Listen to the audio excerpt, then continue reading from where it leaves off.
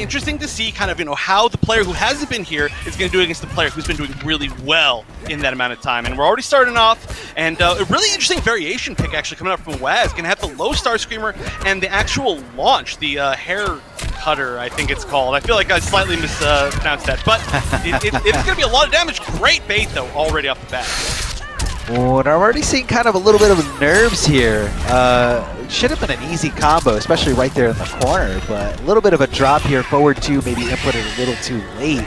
Getting hit there with the Scream, and there it is, the cartwheel. Just a great move to kind of get you in and out. And Waz with the down 1 anti-air conversion with such ease here. I think Temp's going to have to bring it up another notch here. Decides to jump in, and Waz just kind of smacking him out of the sky like a fly. That's super punishable. Don't want to do that unless you know it's going to hit. Here comes that overhead, really far, really big buttons coming out of Wazinator's Sindel. Big Scream, crushing blow, one of the most impressive crushing blows in the game. And Waz right at the perfect moment there, trying to keep it completely unflashable. Right here, I think Waz just kind of applying like layer 1 offense and just showing that his opponent does not know how to deal with it. Yeah, I mean, so definitely that first round was all about defense, right? It was a lot of anti-airs. It was a lot of like, I see when I can poke out under pressure, etc.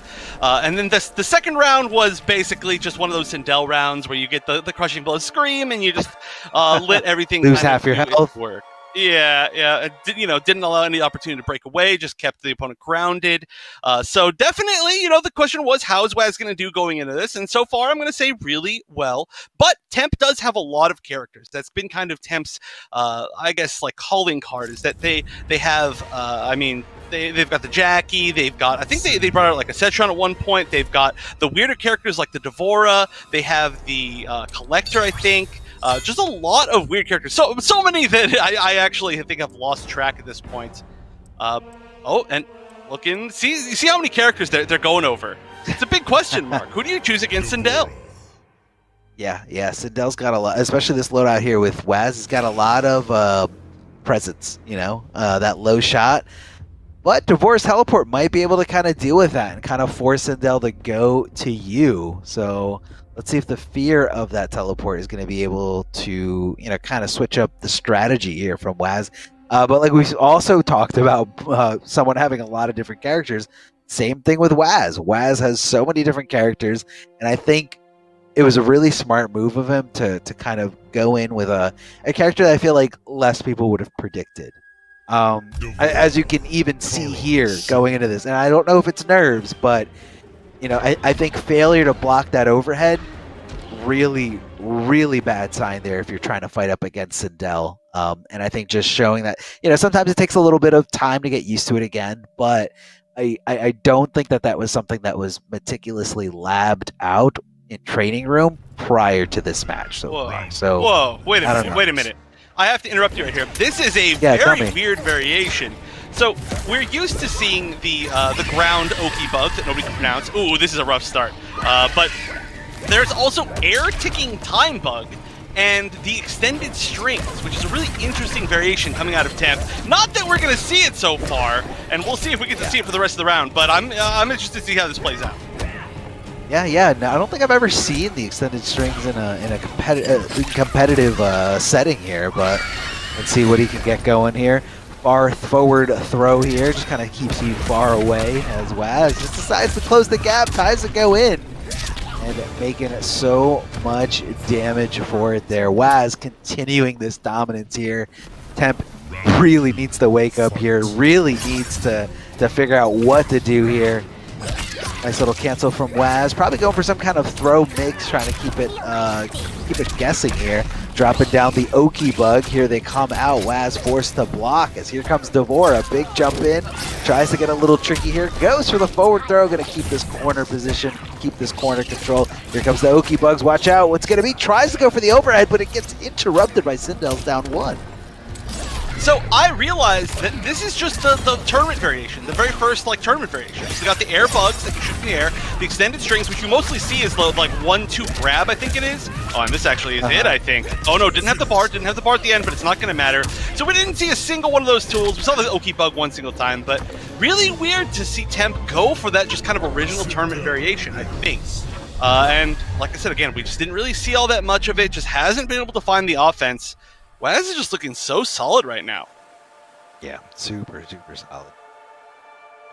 It's, I mean, right now I feel like it's no sweat here for Waz. Just feeling confident, feeling good, bringing out this character, newer character, not really a character that Waz is known for in the beginning of Mortal Kombat 11, but definitely a character a lot of people talk about. I don't particularly think that she's like one of the strongest characters in this game, but I do think that you have to have an extended amount of patience when dealing with her. Well, I mean, she gets a lot of why not moves that she can just kind of throw out there, and that is a very infuriating thing to deal with. A collector, like you mentioned out earlier before. Let's see what kind of loadout he's got for us, though. Yeah, that is the question. We've seen a few different options out of the collector. We've seen the one with the teleport that's usually against zoners. It looks like this one was one with the lantern pull. Which name? Yeah. Relic Lure? There we go. I'll remember names eventually. I don't know. I can't ever remember the names. So many names. This one is Relic Lure and Teleport. Okay, yeah, so I was right on that one. Interesting. The Teleport can allow for some mix-up situations, but we haven't actually seen too many low-star screamers, or almost any, out of Waz, just because he hasn't needed to. He's just been playing that up-close game. But, I mean, that would come into play in this matchup, I'm sure, if he didn't have Teleport, so it's probably a good choice. Now, the Relic Lure, one of the best combo starters in the entire game. There it is, right there, just showing it off for us. We don't see it a whole lot because we don't see his character a whole lot, but it is an armor breaker. It does relaunch essentially for a ton of damage from pretty much any situation. So I like this variation. It doesn't have the mix-up of the command grab, though. Yeah, mid-command grab is a huge asset to your mix-up tools. Love the teleport there. Perfectly timed to hit that projectile right on the recovery. And just like that, Temp back into this here, feeling a lot better. Tries to go for the overhead. Very unsafe stuff, but it didn't get punished there. Waz just a little too far away to go for that button. Yeah, and let's just remember here, the difference from if you've been watching... Oh, wait, actually, hold on, this should be it. Down 2 right here. Yeah, breakaway would have been a terrible choice. So good call by Waz to not, but great round from Temp. And yeah, just as a reminder for anybody who's watched the rest of the season, this is actually starting from an all-winners top 8. So there is nobody starting in the loser's bracket. Everybody's got multiple chances.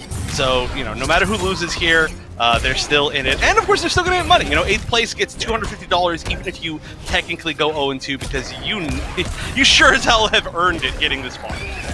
Oh, yeah. I mean, going in week after week, making sure, you know, you're one of the top competitors, getting those points, securing those points, and keeping, you know, the whole competitive spirit alive. The overhead connecting here. Waz trying to get a little tricky, not going for any kind of throw. Here comes the re-launcher here. And with Collector, he's got a lot of great staggers here. That's kind of what Waz is trying to figure out. That's why you see him challenging there. He keeps thinking he's going to go for a stagger, not finish the entire string. Doesn't want to kind of give him an opportunity to keep going. That was not a good decision there at all. Waz able to close that gap, tie up this game 1 round apiece. Here comes a big jump in, but the normal was just a little too short there. That jump 1 coming short, not being enough to really reach out to Sindel. She kind of backs away, didn't commit to the big boot. There's the big no. Yeah, it hurts. It hurts. Yeah, this is how we saw the first game end. Wants to make another third game end, and again the overhead hitting, but okay, needs to make a comeback from this for sure, right? Needs to side switch. There we go, lands the full combo. Oh, goes for the reset. Life is even, and the crushing blow. Look at that. All that life in just a few seconds. Now still has the corner. Oh no, that's it. Catches the breakaway, and that is for sure it. Resetting the scaling. That is rough. The comeback looked so close to happening, but just one launch into an unfortunate breakaway, and that is all she wrote. So Waz coming back, trying to, you know, we all wanted to see how he was going to be doing when he came back, and it's looking like already killer. He's going to move on to the next round of winners. But like I said, Temp's still in. Yeah. Definitely still in it. And I really did like the collector pick here. I feel like it was the added mobility was making him feel a little bit more at home, a little bit more in control. Knowing that you're just one teleport away from your opponent, so that you can kind of deal with a lot of things that have a lot of recovery. But it just wasn't enough. I feel like the offense there from Waz, once he got in, it was very, very tough to minimize that damage. And like everyone expecting, Waz coming in here really, really strong. For a long time, not just in Mortal Kombat 11, but I feel like in a lot of different NRS games, Waz was seen as the strongest player in this region. So I feel like it's going to be the main storyline for tonight is can someone take down Waz? Very decisive 3-0 fashion there. Last game a little bit closer, but this is the finals, man. Like, you got to bring your A game. You got to know what character you're going with. The Devora pick, I didn't really see that panning out well at all for him at all, for Temp at all. But he's got some time. He's got some time to recollect himself in the lower bracket, in the losers bracket, to make some kind of comeback here. So let's see how far he can go. And Waz, just a little bit closer to, reclaiming that throne of the best player of this region. Yeah, yeah. And honestly, we talk about Waz's storyline about, how he lost one single time. And we kind of have to talk about what would have potentially been the next match, which, unfortunately, I mean, this is really weird because it really affects this whole storyline a lot, right? Where, as far as I know, so Bajiga, the one player who actually was able to defeat Waz in tournament, double eliminated him, I believe 3 tournaments ago, maybe it was 4 tournaments ago, unfortunately isn't here. We looked for them as much as we could, and unfortunately it just seems that we just don't know where they are. So that means that Waz is one big true enemy here. The one person who's taken him down is not here. And so that does mean that, moving forward, his opponent, who is Lion, is going to be moving forward, guaranteed getting that extra money. I'm sure Lion has no complaints there. But yeah, that means we're going to be moving down, I think, now to the 3rd match, I believe, which I'm going to go back and check what this one is. I believe it's going to be the Swazi match, right? I believe so. Hopefully we can't get a bracket once it is updated here for you guys, for everybody to follow along. So it's going to be Swazi, there it is, versus Solar Plexus. So, like I said, Lion going to be moving forward, Bajiga, unfortunately, moving down. But Swazi now against Solar Plexus. Swazi, the player who actually was in grand finals of winner's side against Waz in the very, very first tournament. And I think the champion of 2 tournaments ago. So obviously a very, very successful player, very high seeded, I believe, seeded 2nd or 3rd. I mean, it would have to be, I guess, 2nd or 3rd place. Not sure how it's played out here. Going up against Solar Plexus, who's been a very impressive player, done very, very well, but kind of ended up around the 3rd and 4th place spot quite a bit. But they're one of those players that I feel has been improving the entire time, just doing better and better every single week. So, maybe it's just all building up to just this one big tournament. Because like you said, this is the one that matters. Yeah, this is definitely the do or die moment for all these players.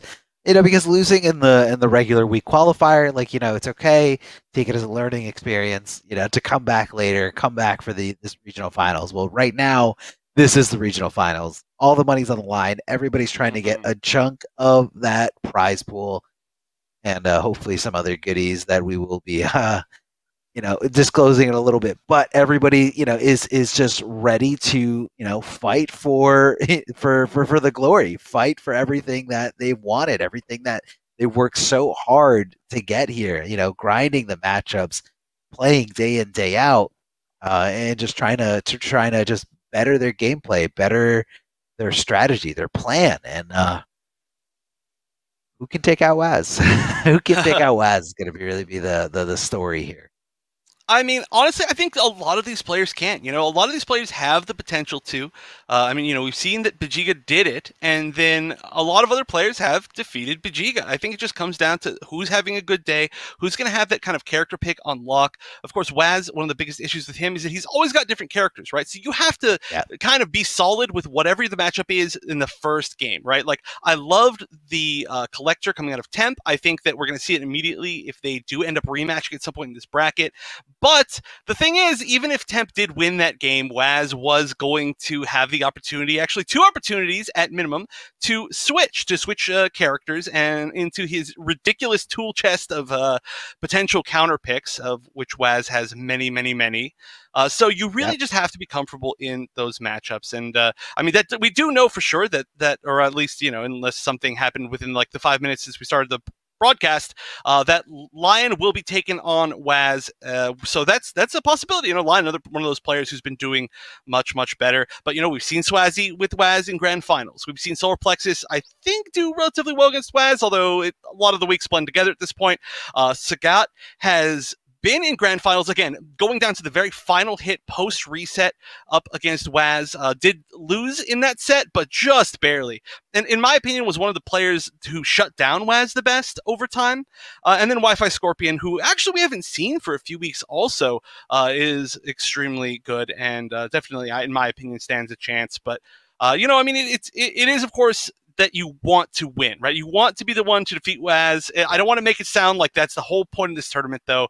I mean, a lot of these players are playing, you know, for whatever place they can get. Obviously, you want to win, but I mean, there's a lot of money online, you know, over $5,000. In fact, I might just run that down right now while we're here. So just in case you're wondering how the prize breakdown works while we're waiting for this next match to get set up, it's going to be first place getting $1,500.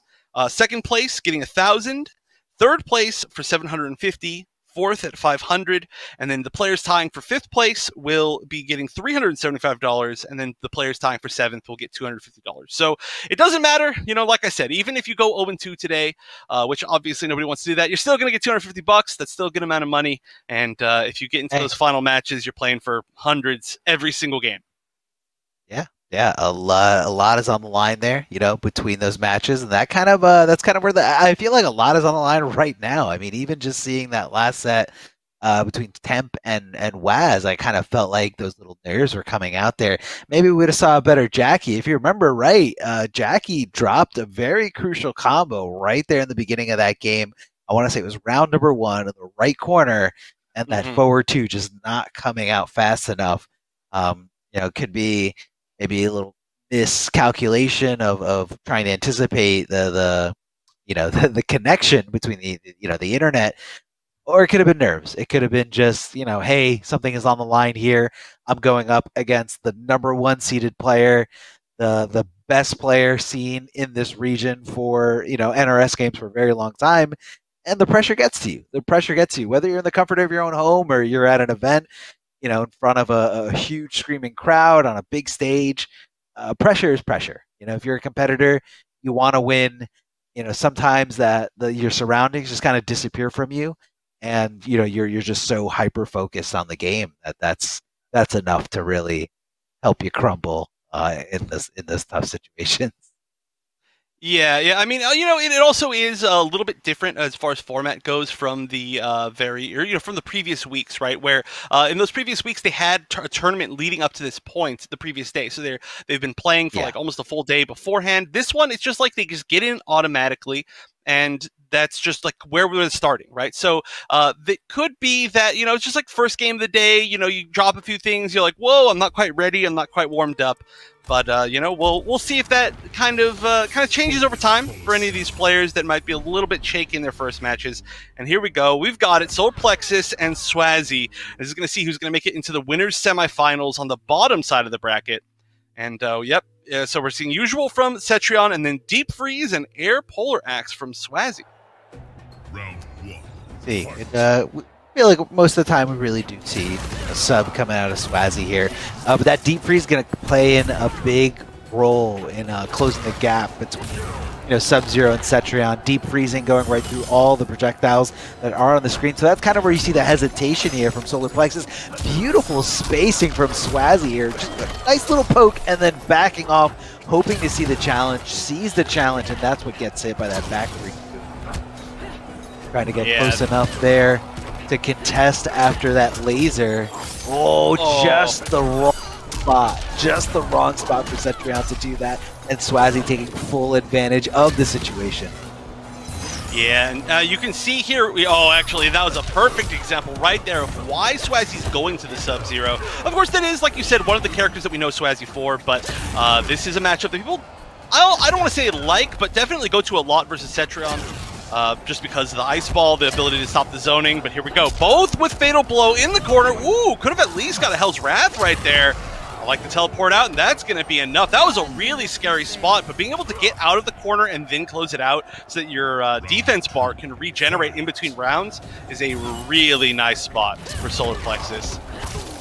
Yeah, having teleport is so good here for a lot of characters, especially a teleport that's so fast on recovering here. Quick boot there, a short little hop. Overhead. What? He what was that? A short hop over the slide and then a 2-1-3 crushing blow punish? Is Solar Plexus gonna win this whole tournament? That's one of those I'm winning this whole tournament reads. Like, that was unbelievable. I don't even know why you would do that, but I mean, it's certainly got to put a little bit of fear into your heart if you're his opponent, and no matter what, no matter how good you are, you're like, that just happened? He literally, he was almost full screen, and he just short hopped at the perfect opportunity. I mean, I feel like he kind of just knew the frustration from Swazzy to just kind of keep going for the slides. Bet it all. He bet it all. And a well-made bet. It just didn't pan out for him.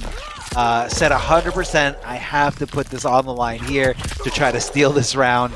And Solar Plexus dishing out what I think is probably one of the most disrespectful moves you could do to somebody. After the fatal screen, it says finish him or finish her, and you just go right into the fatal blow just for no reason, just to make them watch it. I think it's the most disrespectful move afterwards, but that's why we love it. We love it because these guys all just have this need to kind of one up each other, kind of show a little bit of dominance here. Let's see what Swazzy can dig up here. I don't think it was a wash by any means, especially that first round. Very, very close. Pretty hard to keep your composure after that short hop over the slide. I don't know how either of these players kept their composure after that. Yeah, well, I mean, Swazzy did, extremely well after that, and he did get a chance to kind of 50-50 at the end to potentially win. And honestly, Solar Plexus kind of went into a situation that maybe they didn't need to right away.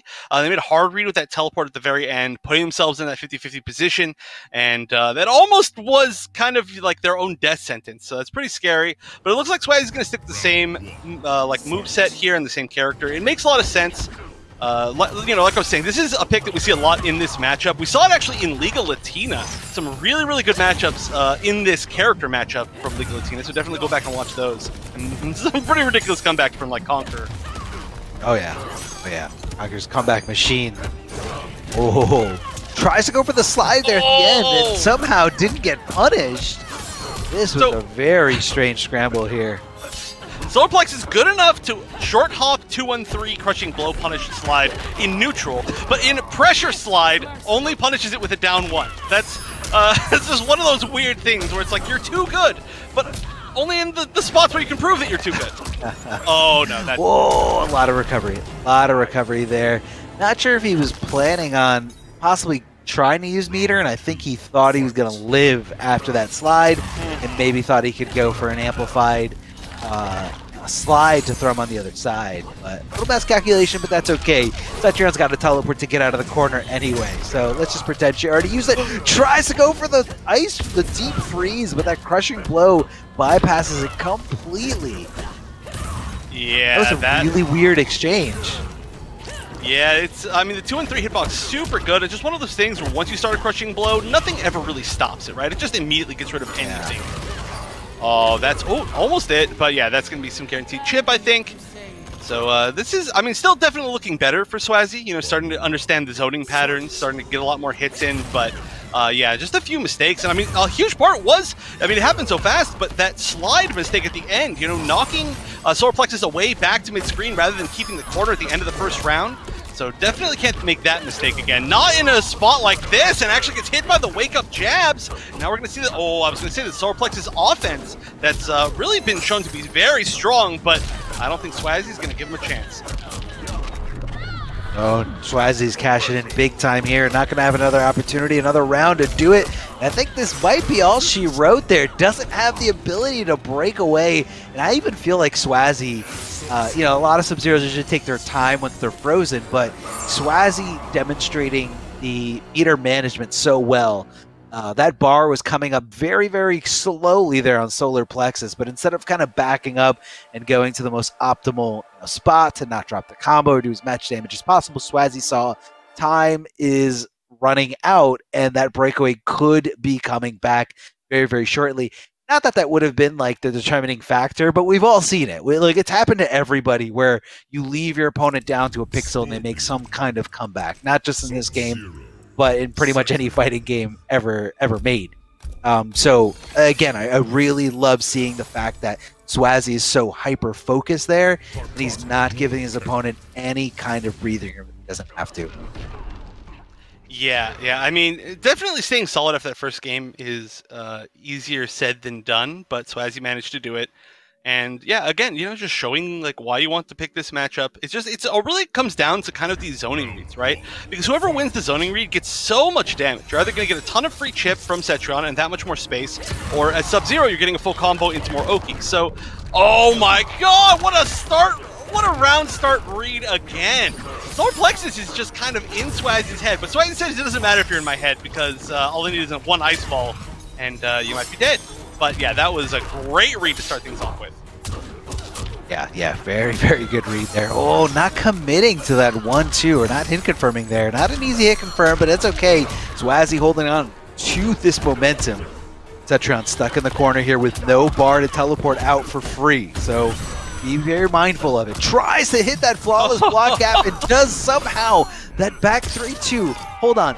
Not only did back 3 whiff, but he was ready to hit confirm the 2 by itself. Like, Swazi was ready to live or die by that decision. And luckily for him, it did pan out well for him. You can't have fear if you're a Sub-Zero player. It's against the rules, you know? When you click the character on the screen at the round start, it does like a check. It's like one of those captchas, but it's just like, do you fear anything? And if you fear anything, no, you can't play this character. You see, slide in neutral.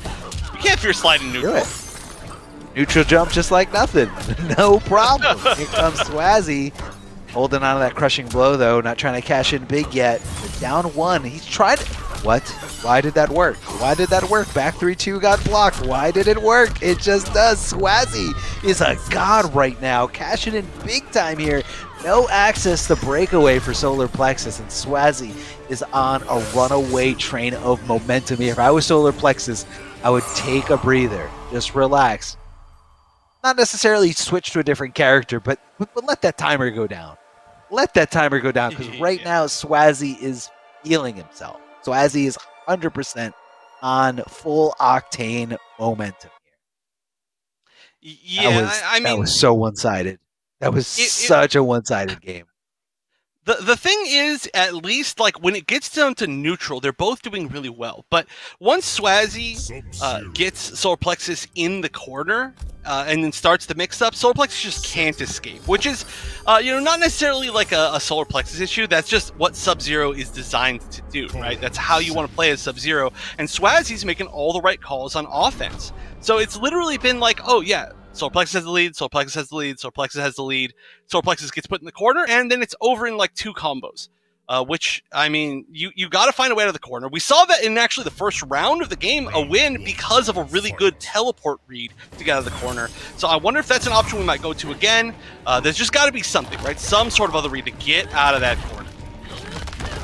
Yeah, and it's you know, your extra options really make it a little bit harder to kind of, you know, put you into a box. But Swazi really hasn't had a problem doing that at all. back one, getting under, but that's okay. Swazi letting the rest of that string rip here. Solar Plexus not blocking. Does get that back throw. I think I saw a failed escape, but not really necessary here for this character. Nice hit confirmed from Swazi. They keep the corner control here. However, Cetrion does have 2 bars to escape it for pretty much no risk at all. Let's see if she does tap into that. No! Decides to come off those bars with those pound cancels. Yeah, but look how much reward for it. Oh no, standing 2! I think that was a standing 2 right into the fatal blow. So ready for that jump. That was a beautiful anti-air. Just like slowly approaching, slowly approaching, slowly approaching. One good anti-air. That's all it takes. And now it's match point Swazi. I mean, again, you see, it's the exact same thing. Like, Solar Plexus made so much damage happen in this neutral game, but the moment that Swazi gets close, it's GG.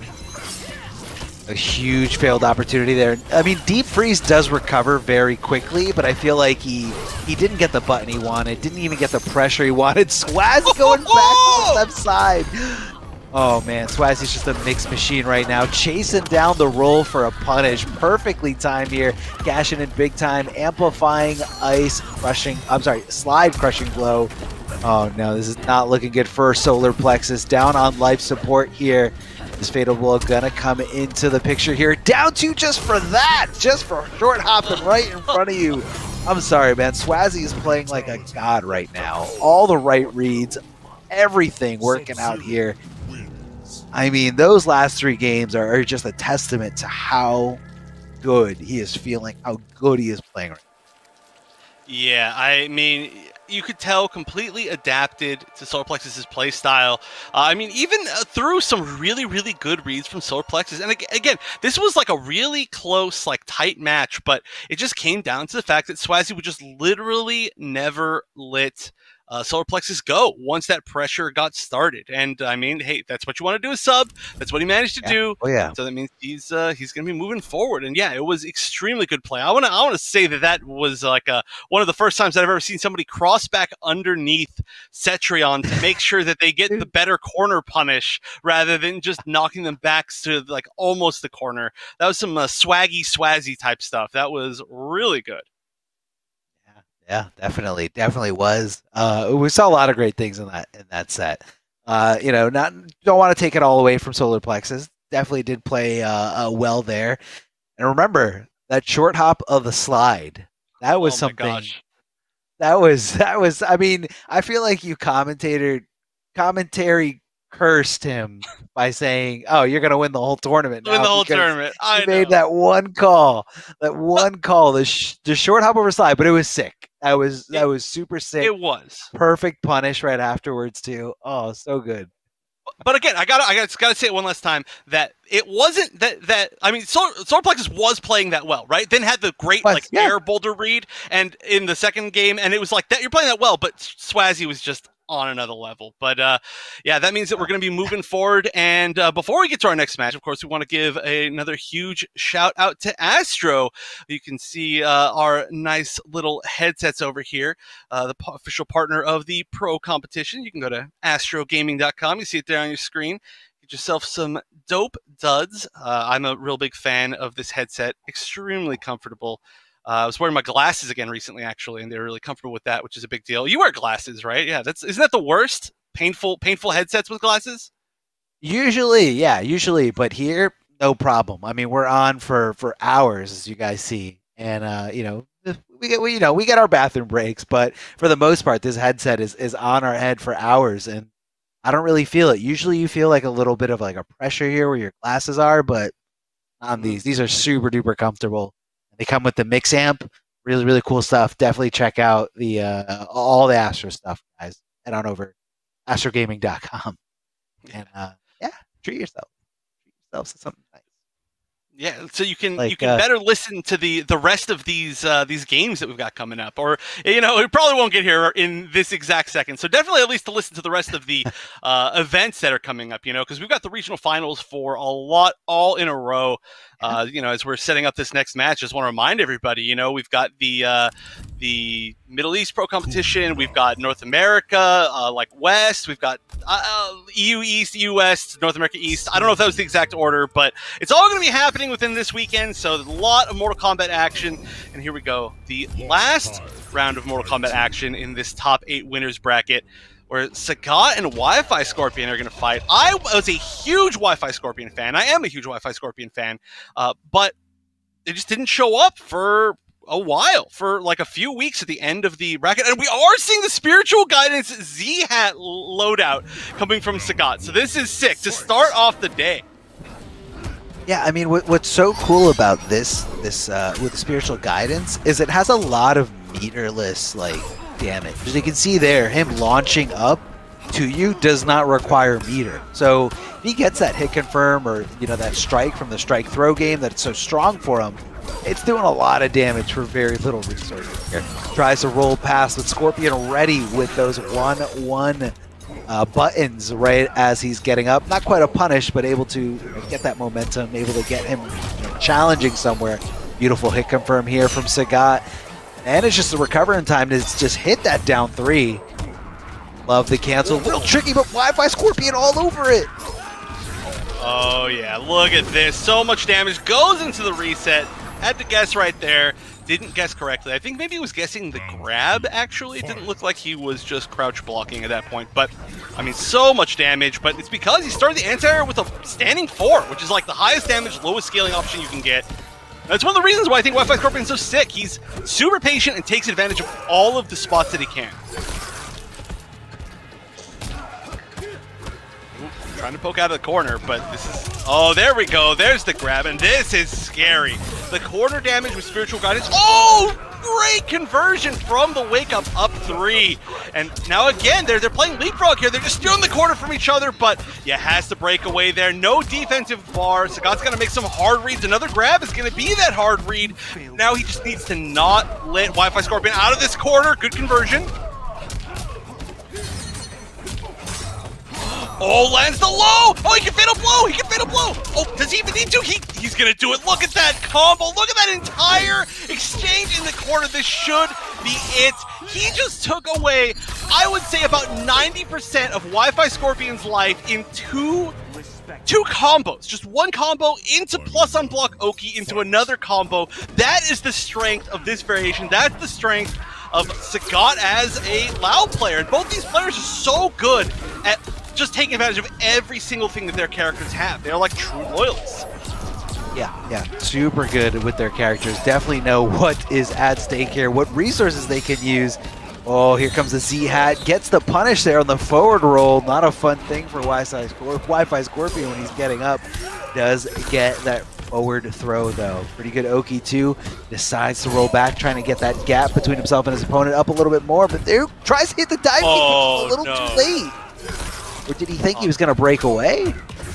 I don't know, but that's rough. I mean, put himself in the corner. Oh, but again, they're so good at switching sides every time. There's going to be one more mix-up, and that's that. Sagat is so good at faking that throw. You know, going, you know, right next to you. You're so sure that he's going for throw, but instead just goes for a regular strike, a mid, a little bit slower, but just slow enough that if you decide to press a button thinking like, oh, I got to throw tech this, no, you're not blocking, you're getting hit for some good damage, especially when that corner is right at your back, when you're up against the ropes. That was quite a comeback here for Swazi. We kind of see what we. I mean, it was so close to being a decisive 2-0 round, a 2-0 game. Yeah. I mean, honestly, that was a really great back and forth from both players, but it comes down to the fact that I think that, I mean, Sagat gets so much damage with this variation. You do sacrifice like some of the mix-ups of maybe having Buzzsaw or something like that, but yeah, I mean, we saw just how much you can do in the corner. It also gives you a little bit of like cancel options, which we didn't see really work out, but we did see the attempts at least. But I mean, hey, just getting that damage is huge. Wow, weird way to start that off. What is that? Standing 3, down 4 or something like that? A strange little exchange indeed. Does duck under the Z-hat though, gets the recovery before, I'm sorry, under the multiple strings here coming out before anything else could stop him. Gets the forward throw, wants the corner positioning here. What's Wi-Fi Scorpion going to do? A little stagger here, forward three. Definitely one of the best staggers in this game. Recovers way faster than it looks. Nice little short hop to fake out some kind of overhead pressure. And did you see him letting go a block there and blocking again? You know, kind of like a little bit of a fuzzy guard here, just in case, you know, he's got a whiff under a throw. And just like that, he did get under that throw, did punish decisively, and was able to get that round.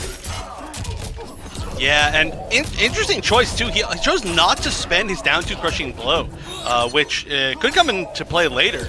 You know, it was a risk to not just guarantee that kill, but, you know, it might pay off. Oh, just reads the cancel. Yeah, that cancel is very, very minus in every situation. It's more of like a respect cancel, right? You expect somebody to do an option out of the stance, and then they just don't, and you're like, oh, wait, he canceled it. But yeah, big crushing blow here. And another grab. I like this kind of like switch up in play style. Much more aggressive, much more mix-up oriented. I mean, throws are very good mix in this game. Very, very tough to defend against. Yeah, I mean, making it safe. Especially from both these characters, their strike throw game both very strong. Speaking of that defensive throw, and that should be it. Ooh, gutted him like a fish. That's gross. I feel like he threw him like 5 times out just in that last round. Like, he was hyper going for throw, not only with challenging, you know, like you said, when he was interrupting that cancel. I mean, I feel like that was a preemptive decision to, you know, hey, he's going to cancel here, or there's going to be some kind of gap, maybe a stagger, and he just connected reversal throws over and over again. So it could be a little bit of a style change here, just to kind of keep your opponent guessing, keeping them on their toes. But Wi-Fi Scorpion making the right reads here. Throws are very, very dangerous in this game. They are very powerful offensive tool.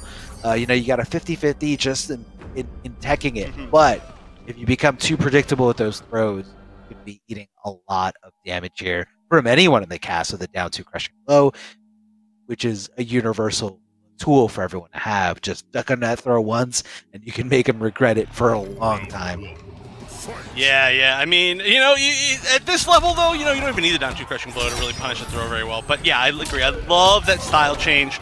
Now the fear of the grab is in Sagat's head too. You know, he's like, all right, I can grab like 5 times. Do I start ducking more? But then, if you do, is that exactly what Wi-Fi Scorpion wants? Having to make that decision means that Wi-Fi Scorpion essentially did his job in that last game. But again, they're just kind of leapfrogging here, switching sides in the corner. Finally says, I don't care about the corner because you are almost dead.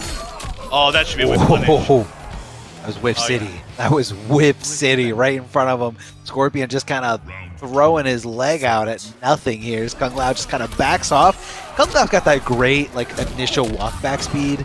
Really complements his buttons well. Trying to hit some mids with Wi-Fi Scorpion, delaying the wake up, trying to get a little tricky, trying to keep his opponent guessing. Speaking of tricky, here we go, straight for that low. Super dangerous stuff, especially when Scorpion's got something like a teleport there. Amplifying a teleport for a nice combo.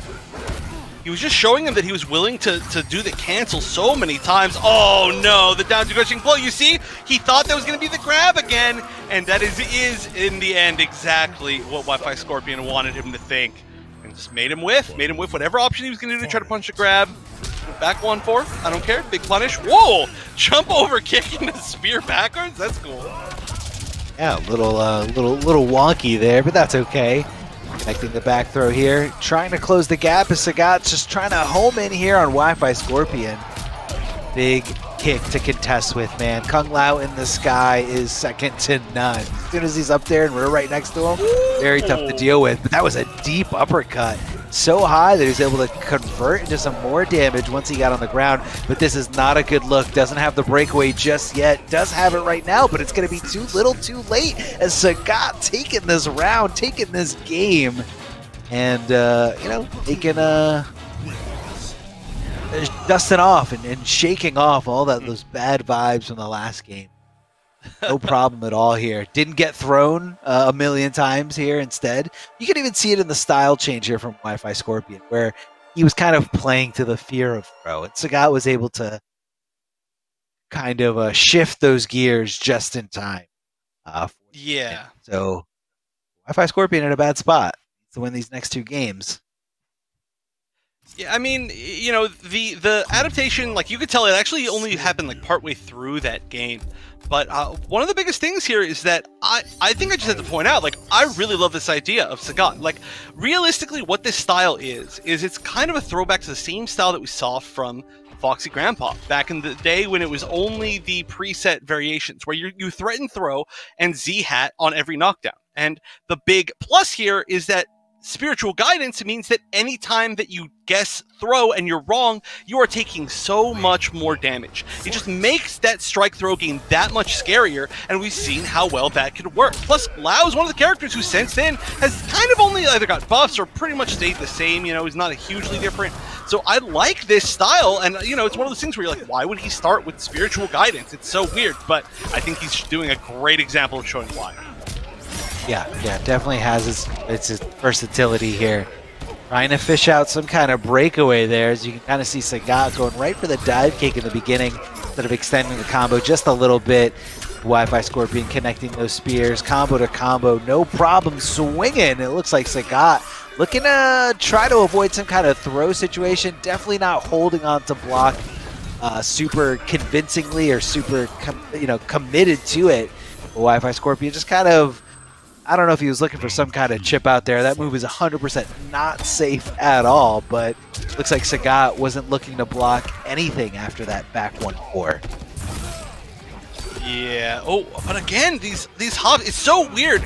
I think often when we see those like short hop twos, it's an attempt to flawless block, but it just turns into, you know, oh, if this doesn't happen, if nothing comes out, then I'm just going to overhead.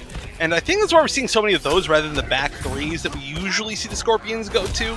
Just because that's obviously way safer. But, oh, I didn't even realize he had that locked and loaded. And now he just needs one more hit, and that is it. This has been a really good back and forth match. I mean, I'm not surprised at all that we got to a Game 5. No, definitely not surprised one bit. Surprised with how much the momentum has been changing, though. I feel like every time it's Wi-Fi Scorpion, it's like almost like super convincing. And it just, usually you see a little bit more of a gradual adaptation, but I feel like these guys are just super aggressive. Like, and that's kind of like what these characters are. I don't feel like they're super defensive characters. Maybe a little bit lower on the mix department.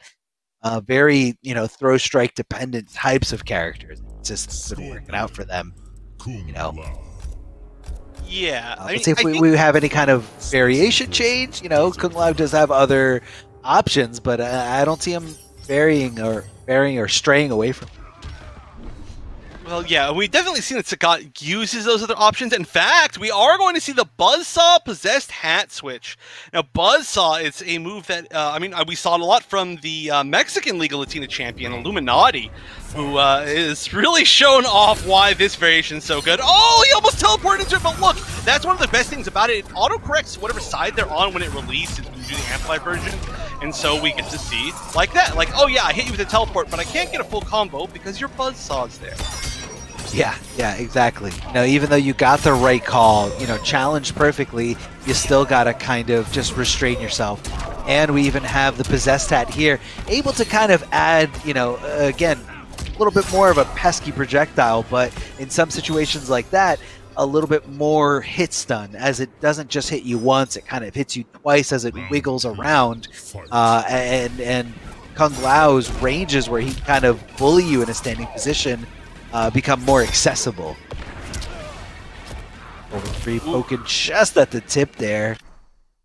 Oh no, that hopefully that's maybe just like a spectator issue. I don't know what's happening exactly with the lobby. Sometimes we do see that it shows that somebody left for us, but the players are actually still playing as our match is disconnected. Hopefully that's what happened, but if not, that would be a really unfortunate way for the end of that set to go down. So yeah, we are going to figure that out. But hey, you know what? It happens. It's an online tournament, the classic. So again, Yeah. we're gonna wait for the official admin ruling on whether that works out or not. But I mean, yeah, that would definitely be a shame if somebody ends up taking a loss there, because that's been my favorite match so far. I mean, those two players, like you So said, close. it's like really similar play styles, right? Like they're just playing this kind of like neutral game. They're waiting to like get into the range where they can kind of do their whole strike throw game. You know, there's not a lot of overhead low mix-ups. And even though Scorpion does somewhat have that back three that you can kind of do like the overhead low game, and it's not really the style that Wi-Fi Scorpion plays, which is, I think it's really cool to see such like a safe play style that's not just throwing things out there, like making people whiff and stuff. So yeah, they really are like so evenly matched. And I mean, I'm glad that at the very minimum, this is still a winner's, top 8 match where the loser's not out, the loser's still in, because this has been a really good one so far. Definitely one of my favorites. And like I said, we're still waiting for the official ruling. I'm going to keep my eye on Discord. Yeah, so according to Discord, it did say that he did disconnect, that the streamer and Wi-Fi Scorpion were still connected to the lobby. We're just kind of waiting on the official ruling here. Don't want to say anything just yet, but we're on standby. We're looking for that. But man, that was a very down to the wire, game 5 situation. These guys were just playing with everything they got. It was such a good set, man. So good. So looks like the ruling right now is they're re-inviting him. They're going to replay that game. I don't think we were too far into game number 5. I want to say that was right at the end of the first round. I feel like he just got that round. 2. Yeah. I think he just got the round. Yeah, but regardless, like I said, they're so closely matched that this, I think, could still go either way for sure. So, I guess we'll be getting them back into the lobby. And I'm glad that we get to see, some more of this particular player matchup. If that is the ruling, which it looks like it is. Yeah. Okay. Yeah, so that is definitely that is it. Sorry, we're like taking the time to go over and look at stuff, and it does sound like they're back in. So here we go again. Game 5. Game 5, the sequel, essentially. Game 6 of the best of 5. But that last one didn't count. The last one was a warm-up round. And so now it's time to see who's going to move forward to take on Swazzy. That's right. Swazzy's the other one up in this winner's semifinals. Just practice. That was practice. All right, going in. Big jumping kick from Scorpion, but Sagat just kind of, refraining from going right into it, but does fish out that breakaway there. Coming out in a really bad time here for Wi-Fi Scorpion. Not only losing his meter, but losing a lot of health thanks to that armor breaker crushing his bow. Oh, again, what an standing for anti-air. I love that. I love that. I was saying I'm a big fan of Wi-Fi Scorpion. Stuff like that is the exact reason why. So many people are way too afraid to go for that. They'll go for the standing ones. They'll just go for the raw teleport. But you want that max meaty damage. Although right now it's not really helping him. So one fatal blow away, maybe. A little bit more than that. Could be. Fatal Blow's got a little bit of a range there. It does do some good damage depending on how it starts. Hits the up 3, and I'm actually really surprised by the fact that, Wi-Fi Scorpion hit that up 3. It got blocked, and he decided to start swinging afterwards anyway. Really risky maneuver, but that's just kind of showing, what he's willing to do. Think outside the box, play a little bit differently. And just kind of keep your opponent guessing here. A little stagger pressure here. Forward 3 recovers so quickly, and it's the perfect distance to just go for a throw. Connects that up 3, but doesn't keep going afterwards.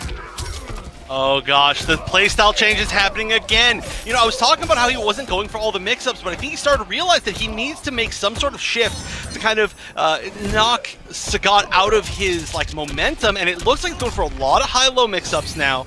He's got quite a life lead. Of course, this is still very close to over. Now, one more confirm and a fatal blow, and that's it. Really on, obviously on either side here, but that's very scary. Don't get hit. Oh, don't land in it. Oh! Oh, the tech! And he blocks it, and the jab's going to be it. We're going to a final round. That was extremely scary. He went for that final read right there. I like it. At that point, you're like probably in chip territory, but the back 2 with punish. No more defensive bar for Sagat. finding himself in a really rough place. And again, these lows and overheads are coming out so much more often. I think Wi-Fi Scorpion's like, oh wait, he's not used to dealing with this now. Maybe this is my time to kind of like cash out on the fact that I've been playing this other style for the rest of this set. But okay, now it's time for Sagat to take this momentum.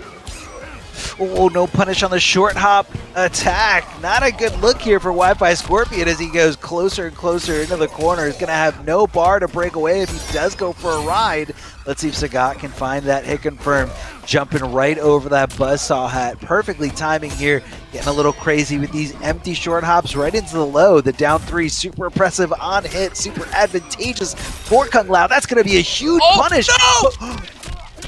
That could have been so much. That could have been it. There was no defensive bar. But he's gonna find it again. He's gonna find the grab. That was super scary, right? I mean, that was absolutely death. And then just the 2-1 happened, and that was it. I think he just like missed the 2-1-2 at the end of the string. That was super scary. But okay, even after the disconnect, losing the round, dropping the final kill combo, Sagat still manages to barely pull it out. But that's all that matters, right? It's the last hit, last round. Yeah, man, just had to get it done, and that's what he did there. Able to get the job done. A little bit of a scramble situation there at the end. It was a big punish, being able to block something that's unsafe and not really getting something. I feel like there was a little bit of a input there, but you can't dwell in the past. You can't live in the past. You just gotta keep going forward, and that's what we saw here out of Sagat. Sagat was really killing it here at Kung Lao. I can't wait to see how far he goes into this bracket, man. Just so good. So good here. Wi-Fi Scorpion not out. Like Chef said before, pointed out that this format is a little bit different here from what we're used to seeing in the qualifying weeks. Normally we are at the end or the last process of a tournament that's already happened the day before, or most of a tournament that's happened the day before. But today's event is just everybody starting fresh in winners, the top 8 that have qualified in this region. And this is going to be the sub-regional finals for Oceania. Everyone getting a fresh start, a fresh full 8-man bracket. So you get a winner side and a loser side life. So you got to lose twice to be double eliminated from this tournament.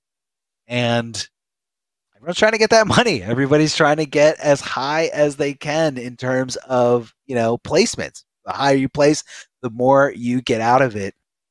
It's tough, man. The higher you get up there, the tougher it's going to be. A lot of good competitors here in this region.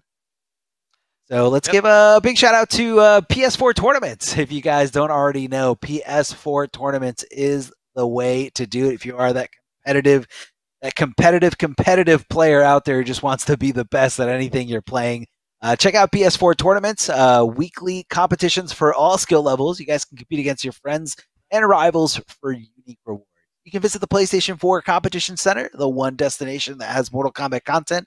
It gives you an inside look at how top players play, and you also get tips and tricks for players of all skill levels. All you have to do is go to all you have to do is go to compete.playstation.com and sign in with your PSN ID, and you are good to go to check out all the available games there on your PS4. It's so simple. All the way to find out the full tournament list, go there, check it out today.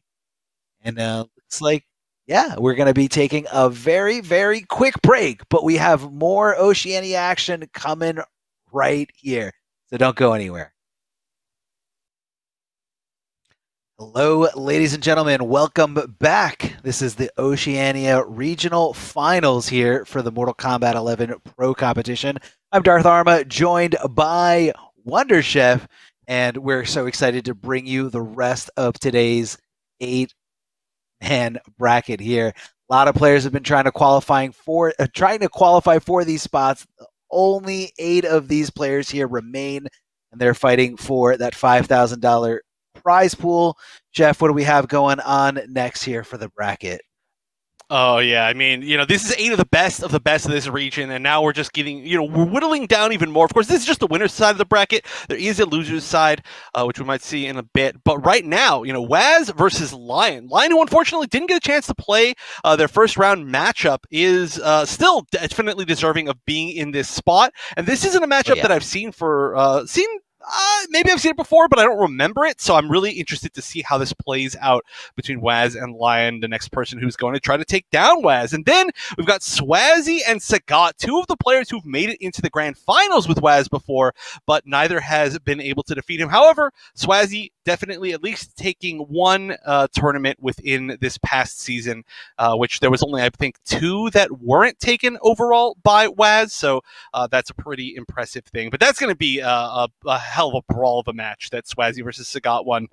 So I'm excited to see those. And then the players that have lost are also going to be playing down in the losers bracket, where there we go. So actually, yet again, unfortunately, Bajiga, in case you all missed it, just unfortunately wasn't able to make it to these finals. Still is going to be making that $250, even for not showing up, because they earned their spot here. But that means Temp is moving forward, and then Wi-Fi, Scorpion, and Solar Plexus. Oh, that's a rough match for essentially like just being that early in the losers bracket. It's 8 of the best in this region, so it's definitely the way it rolls. Even if it's your first round on the lower side, it's the losers side of a super stacked tournament. A really, really good region of all these talented players. So it doesn't matter who you run into, when you run into them. Everybody here is going to be a tough opponent. So yeah, as we see here, Wi-Fi, Scorpion versus Solar Plexus is set up to go losers round 1. But I believe we do have our match ready to go soon-ish. I thought we were ready to go into it now. There it is. Yes. Looks like we're trying to go into our match, see what kind of characters we see here. So it looks like we're going to have a Sindel pick again, but it sounds like you're excited for Nightwolf. So, okay, well, I'm always excited for Nightwolf, but we know that Lion is an extremely good Nightwolf player, so I'm not surprised. I am excited. The question is, yeah, we're going to see the Hannah's Wrath variation again, which is so cool. Not something we usually see. And then alongside the Rising Tomahawk launcher, on the other side, we're still going to see the launcher and the low projectile from Sindel. But I'm excited because this is the canon matchup. This is the MK9 canon matchup between Nightwolf and Sindel.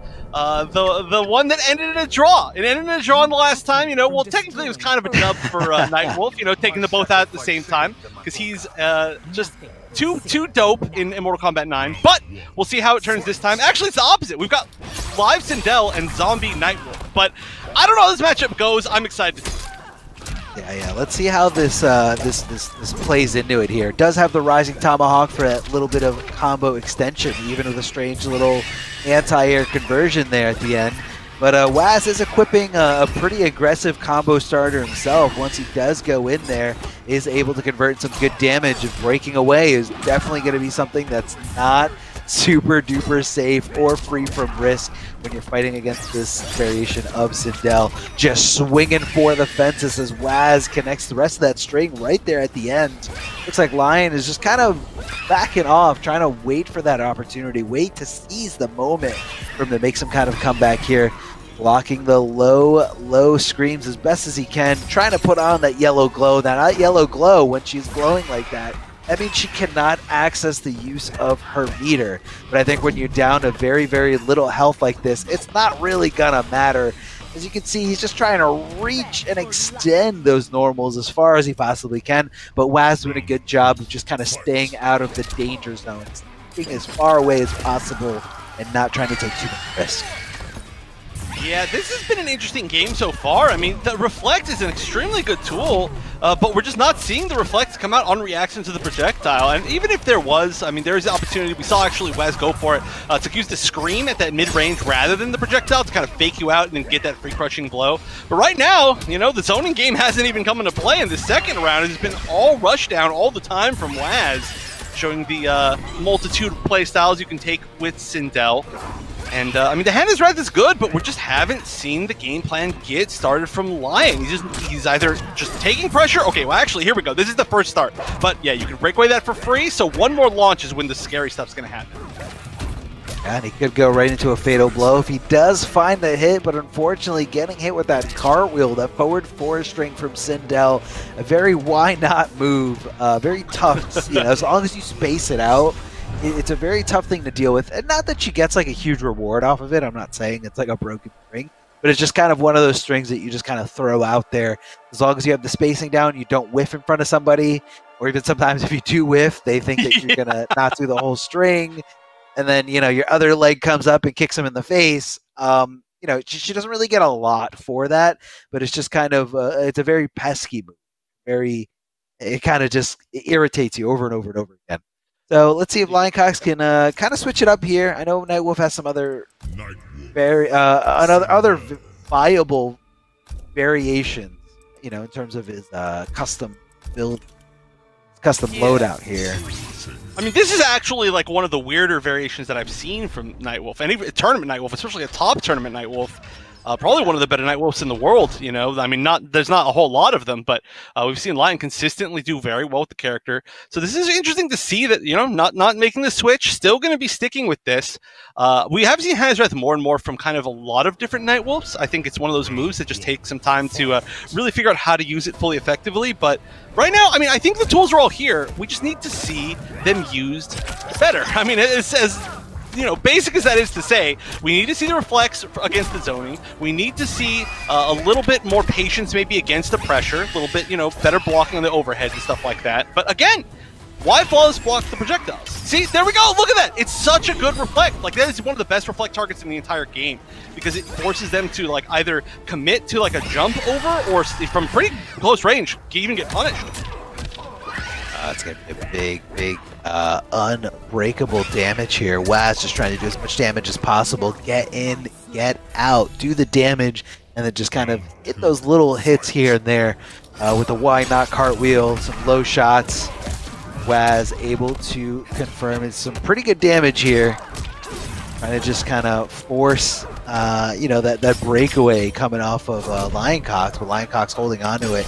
Here comes a shoulder charge, super risky. And speaking of risky, those highs getting hit by that down 2 crushing blow from Sindel, reaching so far away, connecting the down 3. I almost feel like I'm not seeing him fully commit after that down 3 on hit. He doesn't fully commit to that string.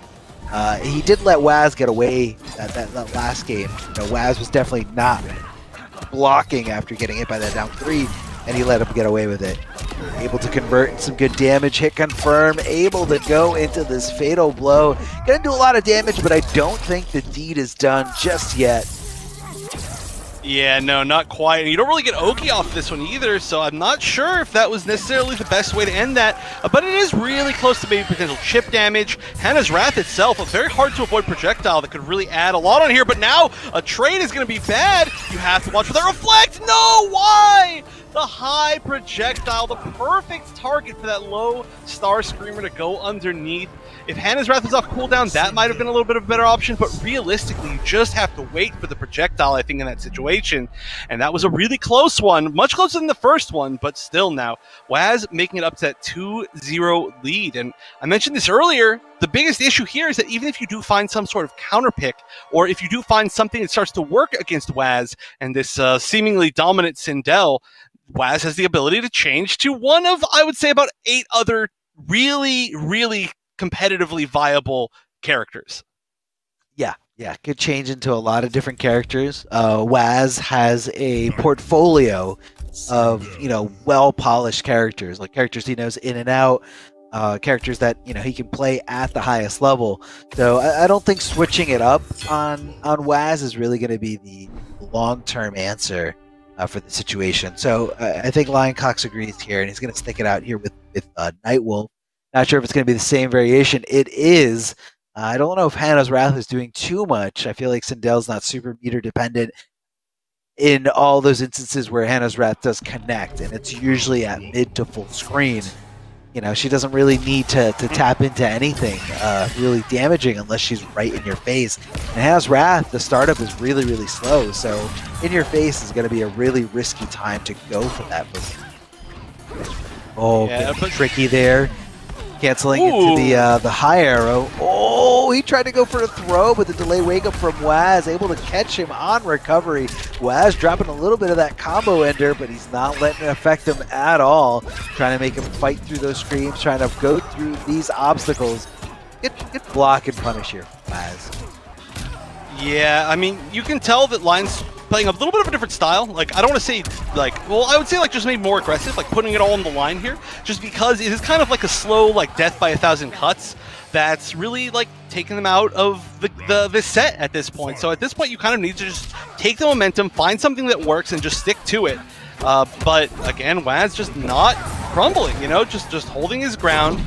Did drop one combo, but really, you get to see a lot of how much damage this variation can do. Did the whip? There. Was that an accident? But the reflect was like, I think that was an amplified reflect even. That was a weird call, but look at this. His life just disappearing again. This is rough. This is starting to get really, really rough. I mean, the damage on Nightwolf is good, but the problem is he has to make you spend your defensive bar, and then he needs to open you up again to be able to get significant damage.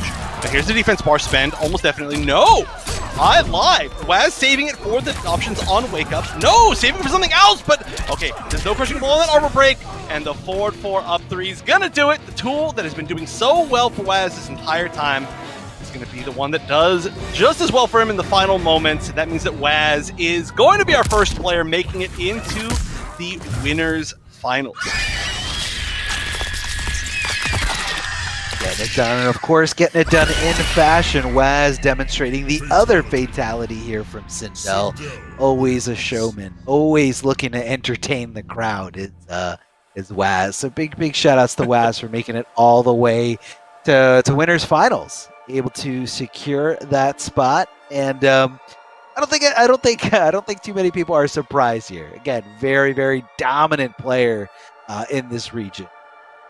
So let's see if someone can take him out. But I think the winner of these next of these next two fighters definitely has a chance once they get there, because they have been able to, you know, dominate this region as well. Maybe not in the same weeks where Waz is really playing on this A game, but definitely in their own sense and in their own right are top competitors here in the Oceania region. So let's see what they can dish out for us. And in the meantime, if you guys want to see what you can dish out for yourself, I know there is some merchandise you guys can pick up there on Amazon.com/Mortal Kombat. Let me tell you, there's so much more than just these shirts here. But what you guys do see here is the Intercontinental Combat Dragon design, the Pro Competition Scorpion, North American League Melina, and Liga Latina Sub-Zero. But let me tell you, there's so much more in the actual store. The only way to see the full catalog of tanks, hoodies, sweatshirts, all kinds of different styles, all kinds of different colors. And I believe there's 2 more characters, Raiden and Liu Kang, in the store. You guys can check it out by going to Amazon.com/Mortal Kombat. Or if you're watching from your desktop, I believe there is a button that you can click on right there, and it brings you right to the whole store. Check it out, show some support, and rep your realm, rep your game, rep your passion in fashion with this merch. So go check it out. Go get it right now. I promise you, you won't be disappointed. A lot of cool stuff in there. Yeah, we have I believe Swazi and Sagat coming up next here. Sagat's playing really well. Love seeing the Kung Lao. Love seeing the different type of Kung Lao here. You know, a little bit more damaging in terms of like those meterless damaging combos. And that Z-Hat just kind of complements the, you know, all the pressure he's going for. But changing it up a little bit is Swazi. You're going back to Johnny Cage. Not to say that we've never seen Johnny Cage from Swazi, but it could just be maybe a matchup thing. You know, maybe Kung Lao's mobility is too good to get over, to get around some of the things that Sub-Zero throws out at you. Let's see how this pans out. Yeah, this is the other character that I'd say expected to see out of Swazi. You know, the Johnny Cage and Sub-Zero, some pretty classic MK1 characters. But yeah, this one, one of the pretty big reasons might be that low force ball, right? It's his arcing projectile. It's going to stop the aerial approach coming out of Sagat, which is a pretty big deal when you're trying to play against Kung Lao. But yeah, there we go. Breaks away in a spot where, you know, you didn't really save all that much damage, and now you no longer have any defensive bar. But yeah, this is just probably one of those matchups where you're like, I don't want to just brawl the entire time with Sub-Zero, so I'm going to try to take some better normals, try to take some better, you know, like pressure situations rather than taking big risks, because the damage from Lao is pretty ridiculous. Yeah, very ridiculous. Also, I feel like he kind of wants better pokes to kind of contest there. That Kung Lao down 3 range, down 3 so far for a move that leaves you so advantageous on hit. You kind of want a button that you can poke back with. I know a lot of Kung Lao players love, going up against someone who's got a little bit stubbier down pokes, so that they can kind of just abuse down 3 over and over again until they get that hit, and they can kind of take advantage of that. Hits the down 2, but doesn't look like it went for a counter over any specific high. Could have been a slower mid coming out of Kung Lao in that scenario. Look at the spacing there from Swazi, walking back, coming right in. Those advancing highs from Johnny Cage and able to convert into some good damage. Right now, Swazi not looking to take any kind of risk, trying to play it as safe as possible, as you can see there, using meter to make that Rising Star as safe as possible, and just kind of swing it. Hits the down poke, takes full advantage of it, not taking a risk with throws, not going for anything crazy, just swinging with buttons. And hey, if you happen to not be blocking, that is good for me, because I'm not looking to take any big risk here. Yeah, that was a pretty dominant game, I would say.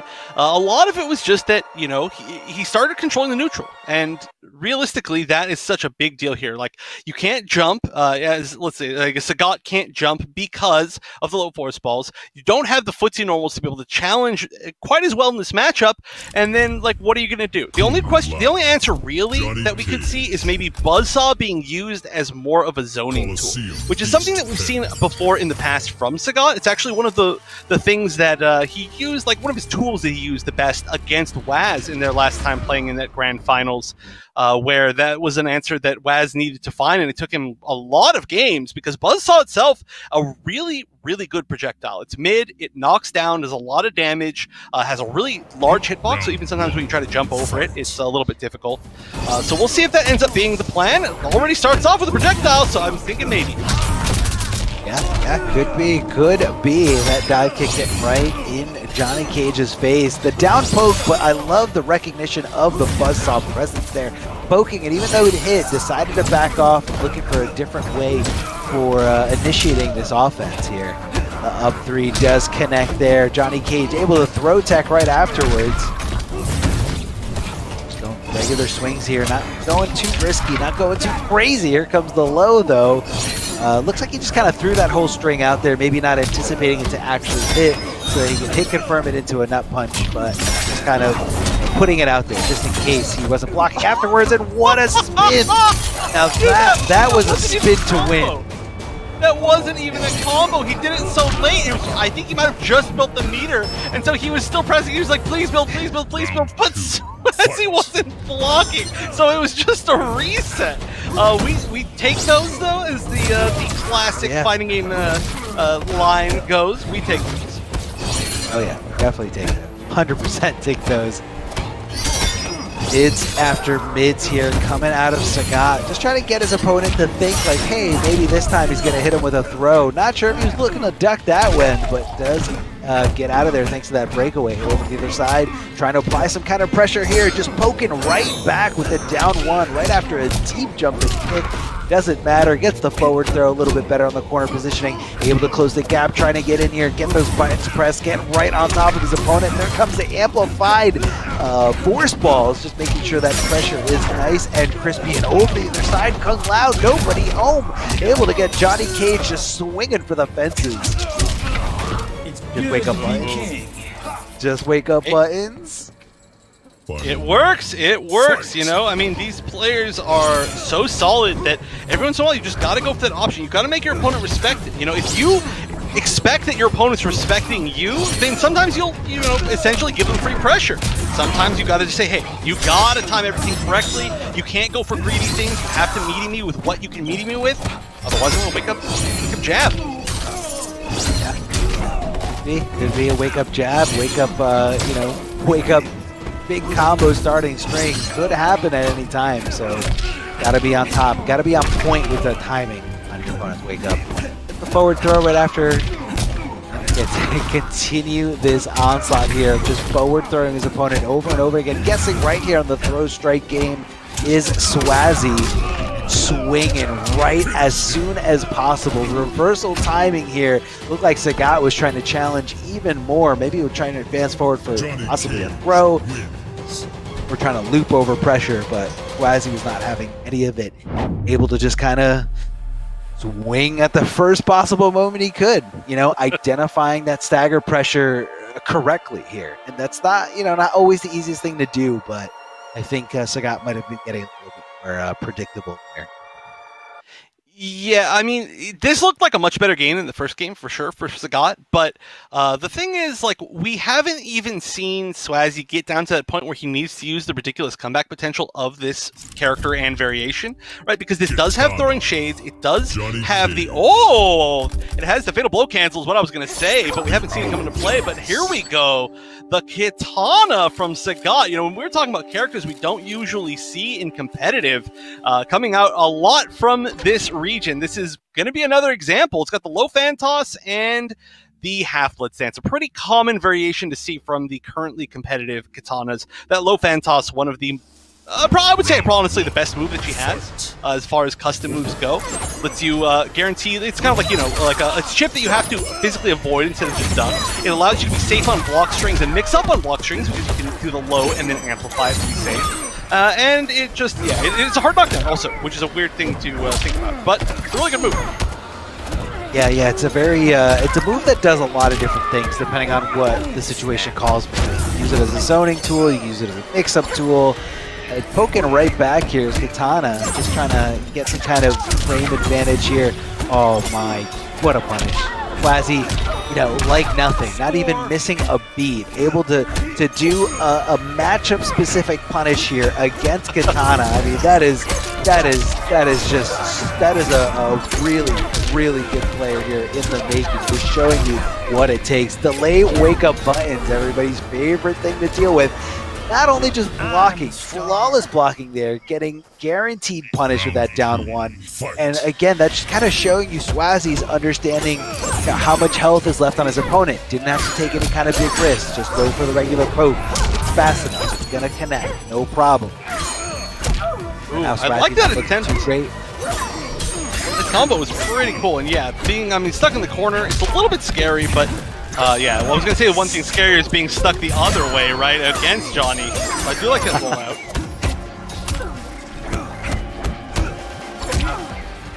Ooh, the down four. So hard. I mean, Kitana depends on a lot of mids, right? She uses a lot of really strong mids. I mean, back one and back two are technically like pretty strong mids, but the problem is Johnny Cage, down four, down three, they go so low. They go underneath a lot of those, plus they're so fast.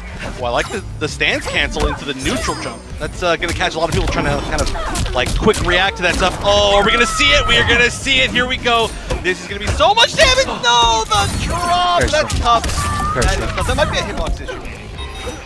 I think you cursed him. I think it's a commentator's curse issue. I mean, it looked fine. He was getting the combo, and then Chef had to just, you know, ruin it for him. Yeah, just drops it. Now, he came off a really big, blame me, everybody else does. He came off a really big resource though. Pressure flow glasses usually does a lot of damage. Whether you want to keep it unclashable, unbreakable. Listen to me talking about injustice. Keep it unbreakable, or you know, just go for as much damage as possible and force that breakaway to come out. Either way, you're not going to be seeing it for the rest of this game. Swinging back is Swazi, going for the dash cancel out of the fatal blow. Oh, he was swinging the wrong way, but he didn't get punished. Protect, super crucial, but unfortunately overextends there with those normals. Big jumping kick from, or jump back kick, I should say. Now Swazi can switch. We've seen Sub-Zero earlier in today's broadcast. Could be seeing Sub-Zero again to kind of deal with the fan shenanigans as she kind of just throws those low fans, high fans to, you know, put up those obstacles, those projectiles in your way to kind of do, you know, a little bit of damage here and there, little pokes here and there. But Ice Ball is going to negate all that. It's going to go through that, negate the fans, negate any kind of projectiles. But then there's also this mind game. Never mind, we're not going there anyway. Looks like we're staying here with Johnny Cage. That first game, or I'm sorry, that game wasn't too one-sided. I would say Swazi just kind of lost his grip a little bit there towards the end. Yeah, I mean, okay, that again, that drop was actually huge, right? Where he went for the instant jump punch in the throwing shades combo. That could have been it afterwards, right? It was basically like into a one mix-up situation to kill after that. But the fact that he dropped it meant that it was just getting so much less damage, and so maybe you just want to try that again, right? You've got another game of kind of like a pillow where you can like a buffer game. You can see if this works or not. And I mean, Johnny Cage does do well in this matchup. It's not like Katana has some sort of like weird edge in this particular game. It just happens to be that Sagat was making a lot of really good reads. In fact, I mean, her normals are good, but I mean, Johnny Cage still has the ability to deal with a lot of them really well, like how we saw the down 4, or like how we see the footsies right here. Yeah, spacing really immaculate here coming out of this character, and he can really contest with his own orbs. I love the fact that he identified the delay side throw here, able to kind of just stop it right away with Shadow Kick. Could have been a reaction, could have been an anticipation, or a combination of both. Either way, Swazzy is on match point here, looking to get this ticket into the winners finals, where he's going to be facing Waz. But first, he's got to get this last round here with Katana. Low fan kind of just stopping him in his tracks, amplifying the regular fan to get a little tricky there, but Swazzy being super patient. And look at that, the spacing there, just in that perfect distance of the Shadow Kick. Oh yeah, that was absolutely beautiful spacing. Getting the jump kick into the Shadow Kick conversion, knowing that the jump punch would have whiffed, all of that super good. And yeah, Swazzy like really taking control, especially that last round. So this is a little bit tough, but at least screen positioning's pretty good at the moment for Sagat. Sagat not really trying to zone. I mean, at this point, obviously has to play a lot of defense. I like that. So none of these cancels have worked so far. Swazzy's really on top of it. I wonder if Swazzy plays against the Katana a lot. It definitely has the matchup experience. I mean, whether that's him playing against a Katana or him going into the lab and, doing drills, he understands. He understands the motions. He understands what to look for. Whoa, I can't believe he blocked that side, but he didn't block the overhead, getting exposed here by this crushing blow.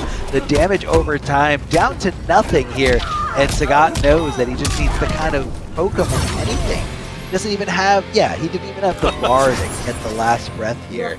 So Sagat definitely left himself susceptible to that throw, holding on the block for dear life, but that was okay because the throw leaves him really far away. I believe both his throws. Yeah, he gets like a zoner throw.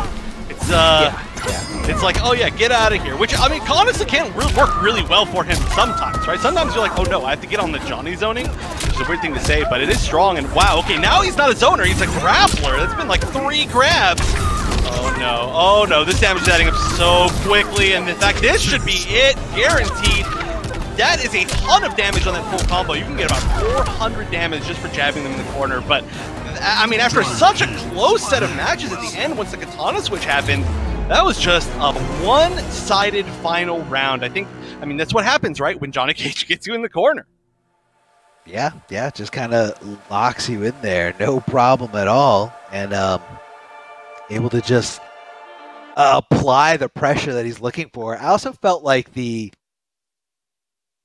being able to contest those fans with those arcing fireballs was really, really good look.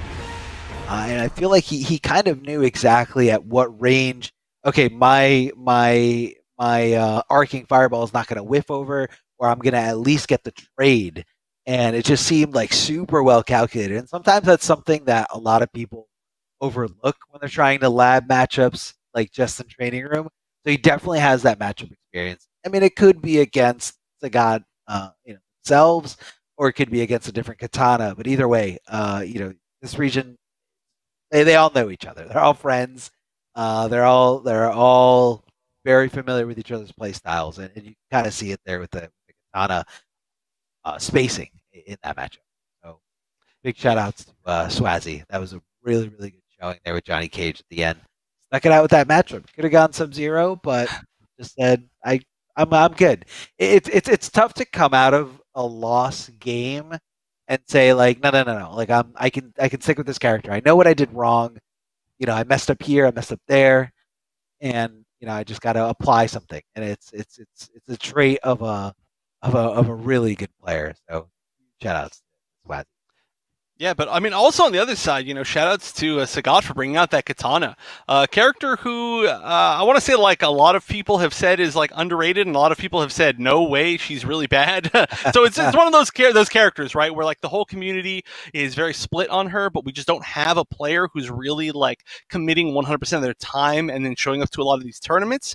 So it'll be interesting to see if that character kind of like evolves in the future. But I mean, the Piccolo was working really well, right? You could see why people would at least like the fact she's got that low fan now. It was doing a lot of work in the matchup. The character was, and it's another one of those things too, where like this was winners semis, but now they're still Sagat's going to be moving down, right? So Sagat and Lion both guaranteeing themselves at least $375, and then now we've got Waz and Swazzy, who are now guaranteeing themselves at least $750. So they're definitely pretty far in the money. But almost more importantly, that means that down in the lower bracket, which we see on your screen right now, we get to see those players get a second attempt. So I'm not sure which one we're going to first, but we've got Sagat taking on Temp. And okay, actually the one that we definitely are going to first is going to be Lion taking on Wi-Fi Scorpion. And Wi-Fi Scorpion did eliminate Solar Plexus off stream. We are going to have the first rounds off stream since these brackets are a little bit longer, and we don't want to keep the players here forever. They do get tired like the rest of us, even though it looks like they're perfect. When we see them every week or every month, but yeah, they do have stamina themselves. So we are going to be moving to Lion taking on Wi-Fi Scorpion. Yeah, gonna keep rolling on here through the bracket and get these matches ready for you guys as soon as we can. I promise you, we're getting on that as soon as possible. It looks like we do have it right here for everybody to see. We did see a little bit of Nightwolf coming out of Lioncox before. Not able to do the job over Waz, but could be just the right thing to do here for Scorpion. That's going to be a little tricky here if he's got the same loadout. It is a rather slower projectile, and Scorpion is a character that can kind of just teleport at any point, whether he's on the ground, in the sky, in the middle of making you block something. He can teleport and can bring some really good damage. So, Lioncox is definitely going to have to hang back when it comes to that projectile war. Maybe rely a little bit more on those faster arrows, high arrows instead of Well, I mean, actually, interesting thing about Hazrat that we actually don't see all that often from Lion is that it is like safe from point blank. It's like slightly minus from point blank, so it's not like necessarily something you need to throw out just as a projectile. You can kind of throw it into block strings and like kind of mix people up with that, but that's not really what we're seeing right now. We don't even need it, right? Like, here, use your meter. I don't care. You're almost dead. Yeah. Oh, doesn't quite get the punish on the roll, though, but still, gonna find it. But at least Wi-Fi Scorpion finding a way out. Round 2, fight. I think Lioncox is probably watching the last match here against Wi-Fi, where Wi-Fi Scorpion was playing. I feel like Wi-Fi Scorpion likes to do a lot of fuzzy blocking to try to avoid some kind of throws. But that is a little bit dangerous if you're not identifying these auto shimmy type of strings, and Nightwolf definitely has one here in his 1-1.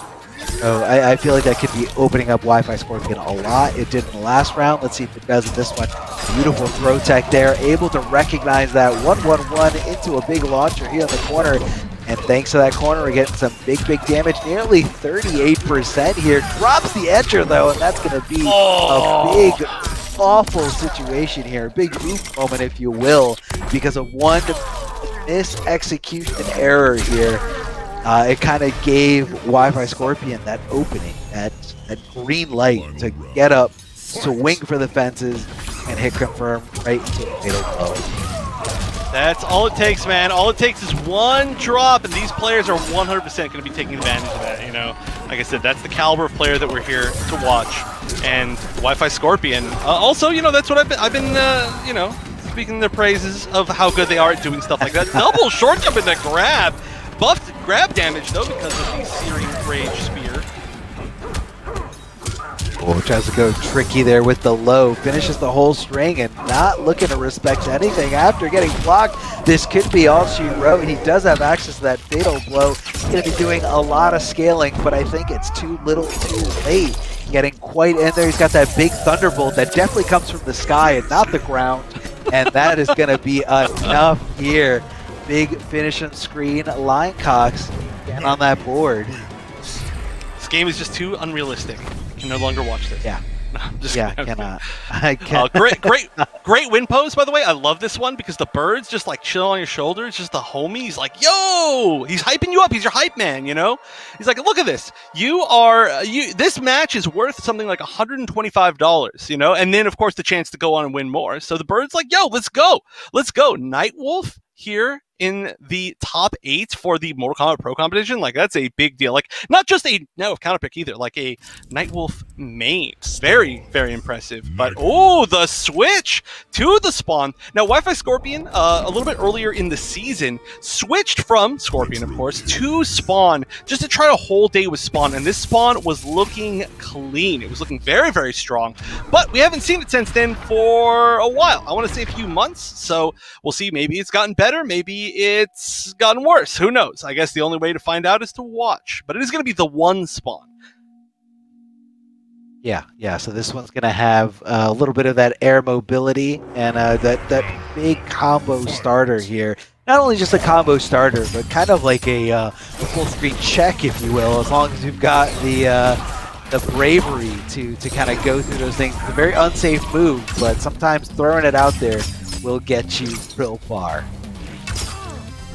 Ooh, and we're seeing a lot more zoning this time. I mean, we've seen in a lot of these matchups that Lion's super comfortable, like, just trying to zone with just even the bow, which is, I'm going to say, like, a pretty bad projectile, unless you have the lightning arrow. But, you know, Lion's like, you know what, I'll take this. I'll make them try to duck. I'll just control the space. I'll control their movement with it, and it works pretty well. All right, this is, oh, no, there's no meter for a breakaway, so this is actually a lot of damage. Fatal Blow means one more conversion. Does get the throw and is going to be one throw away from death, but decides to back off. Throwing on that Hannah's Wrath. Oh, tries to get the neutral jump, but Spawn didn't commit to the whole string. He just bet it all. He just bet it all. What? What a risk to take down one shoulder charge after such a good round. I mean, that was one of those moments where Lion must have just been like feeling, you know, just feeling the flow. Like, oh, I've got this easy, free, down one shoulder charge. That's a risk. It's a huge risk, but a lot of people like to challenge right after, you know, blocking a down poke. So I get the school of thought, but I just think that it was a misread in the moment, the scramble situation here. It looks like, you know, especially I feel like when you're playing a character like Spawn, I feel like you're not very, you know, he's got slower buttons, a lot of recovery on a lot of his buttons, so I feel like a lot of Spawn players are very reserved when it comes to mashing situations. Does get the punish there on the Hannah's Wrath, a nice little bonus to taking away some access to meter, connecting that forward throw. Big jump in and right into the overhead. Gets a little tricky, but I love seeing the fact that Wi-Fi Scorpion reacted to that overhead and actually stood up. Yeah, that's, I mean, it's not the easiest. Ooh, I like the amplify right there. That charge, of course, crushing blows if he gets, you know, through that projectile, but managed to stop it. Again, the down one shoulder charge, and that might be it. That might be 2 down one shoulder charges, and just losing an entire game for it. I think this is going to be it. I truly think this is it. Yeah, that is enough. And I can't believe it. I can't believe it. 2 games in a row, or I should say 2 rounds in a row in the same game, and now it's all tied up. And honestly, the thing is, Lion was winning both of those rounds. It's just both times in a row.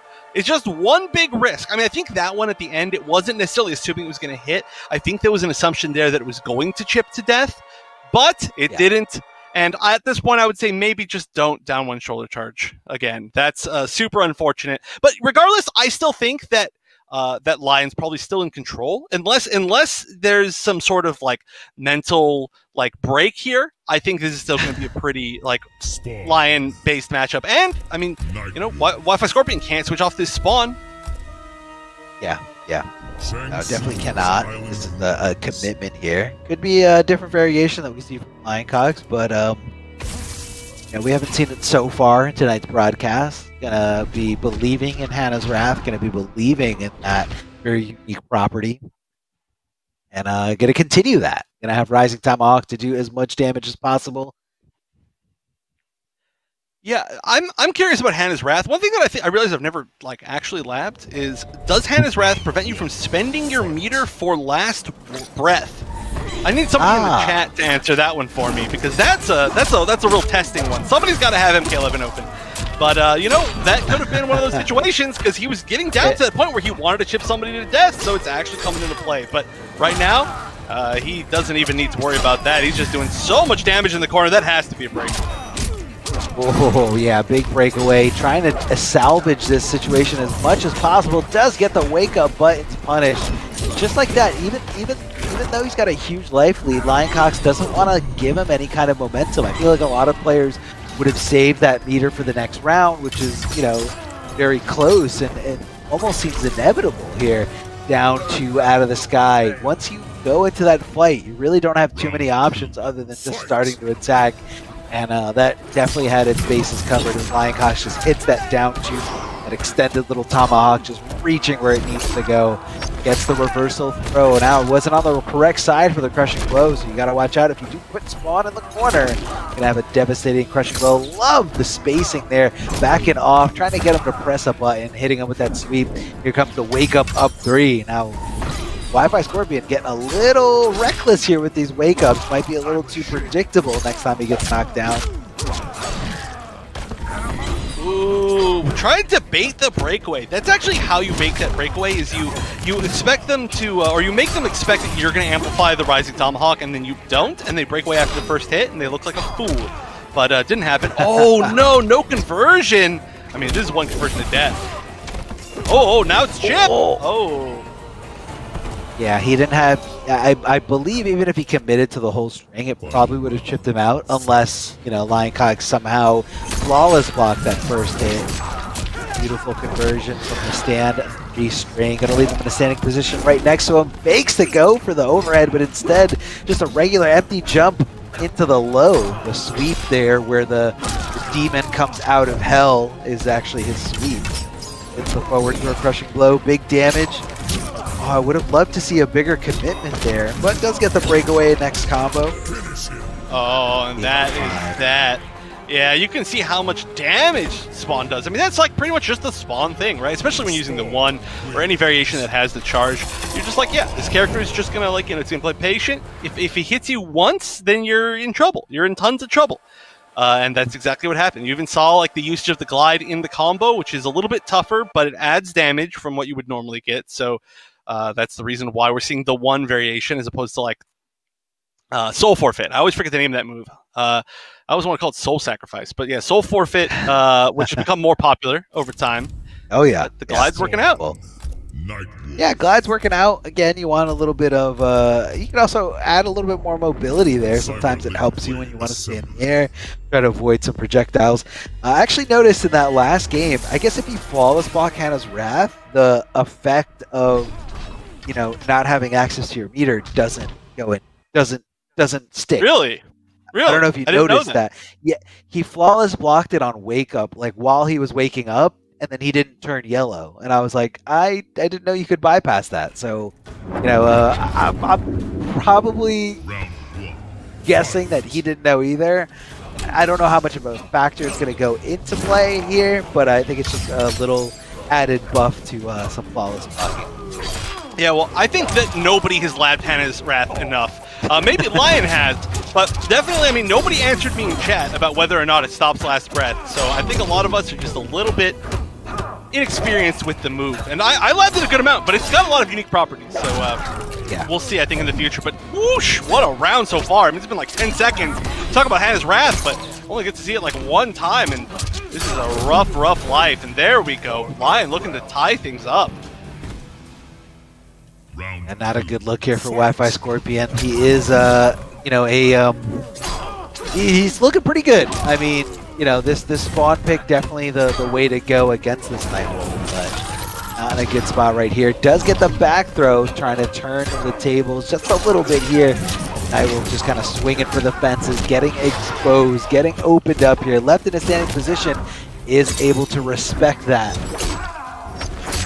Ooh, this kind of like in and out game has been super strong from Wi-Fi Scorpion, like backing up, hitting with that kind of max range sweep, dashing back in and grabbing, just playing that game of like mix-ups that you have to like really make your opponent not expect all what you're going to do, because Spawn's not really a mix-up character, but his movement is technically good. His dashes are good, even though he's like a little bit slow as far as like walk speed and stuff, so you can kind of play that game, and now he's putting himself onto match point with it, and that's pretty tough here for Lion. But I mean, Lion has so many really good rounds and then just loses the next one. It's very weird. I love how he used that mobility there to get around the projectile. You know, he saw it coming, tried to get it some kind of punish, but I feel like he just didn't execute it right. Stand 3-4, whiffing big time here as Nightwolf rolls past him, gets around it, hits that recovery, tries to hit the throw, but does find the scramble down 2. I mean, out of nowhere, just hitting it. That was right in the jaw. Oh no, the crushing blow. Oh no, it's happening. How much damage can we see? We see the glide conversion. We see the immediate breakaway. That was still over 400 damage essentially. So 40% because he's a normal health character. But that evened it up so quickly. And he had a breakaway there. I mean, it was pretty scary because he's got Fatal Blow. He actually could have stopped him from even breaking away with that Fatal Blow. But the grab is going to do it. And that's going to take us to a game number 5. But yeah, that was a super scary situation, really for both of those players in a row. Yeah. I mean, whenever you get thrown by Spawn in the corner, it is super duper scary. It's kind of like, I feel like everyone almost always expects it, but then if you're expecting it too hard, you know, a lot of people will like neutral duck and then just like preemptively hit down 2 on anything.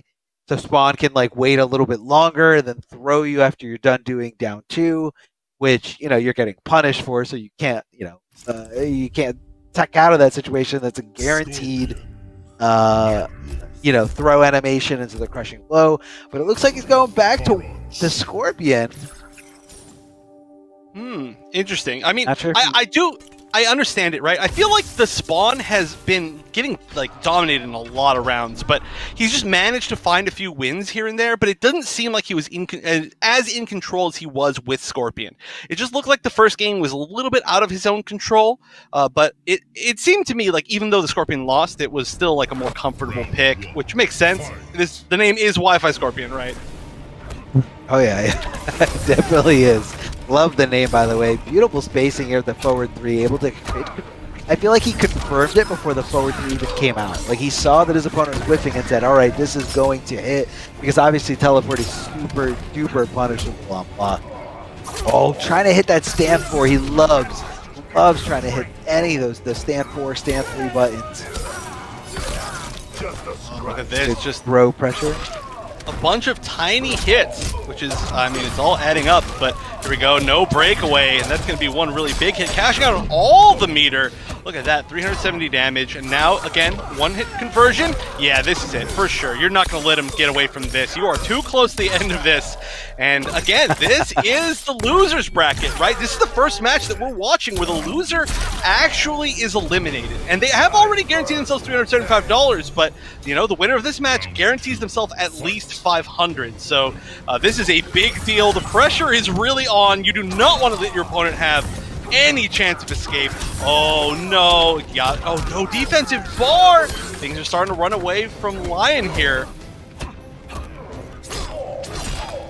Oh, does connect that forward throw. Is in a good position here. Does get the Hannah's Wrath there. Swinging back out is Scorpion. But because of that Hannah's Wrath effect, not able to, you know, utilize any bar for some big damage.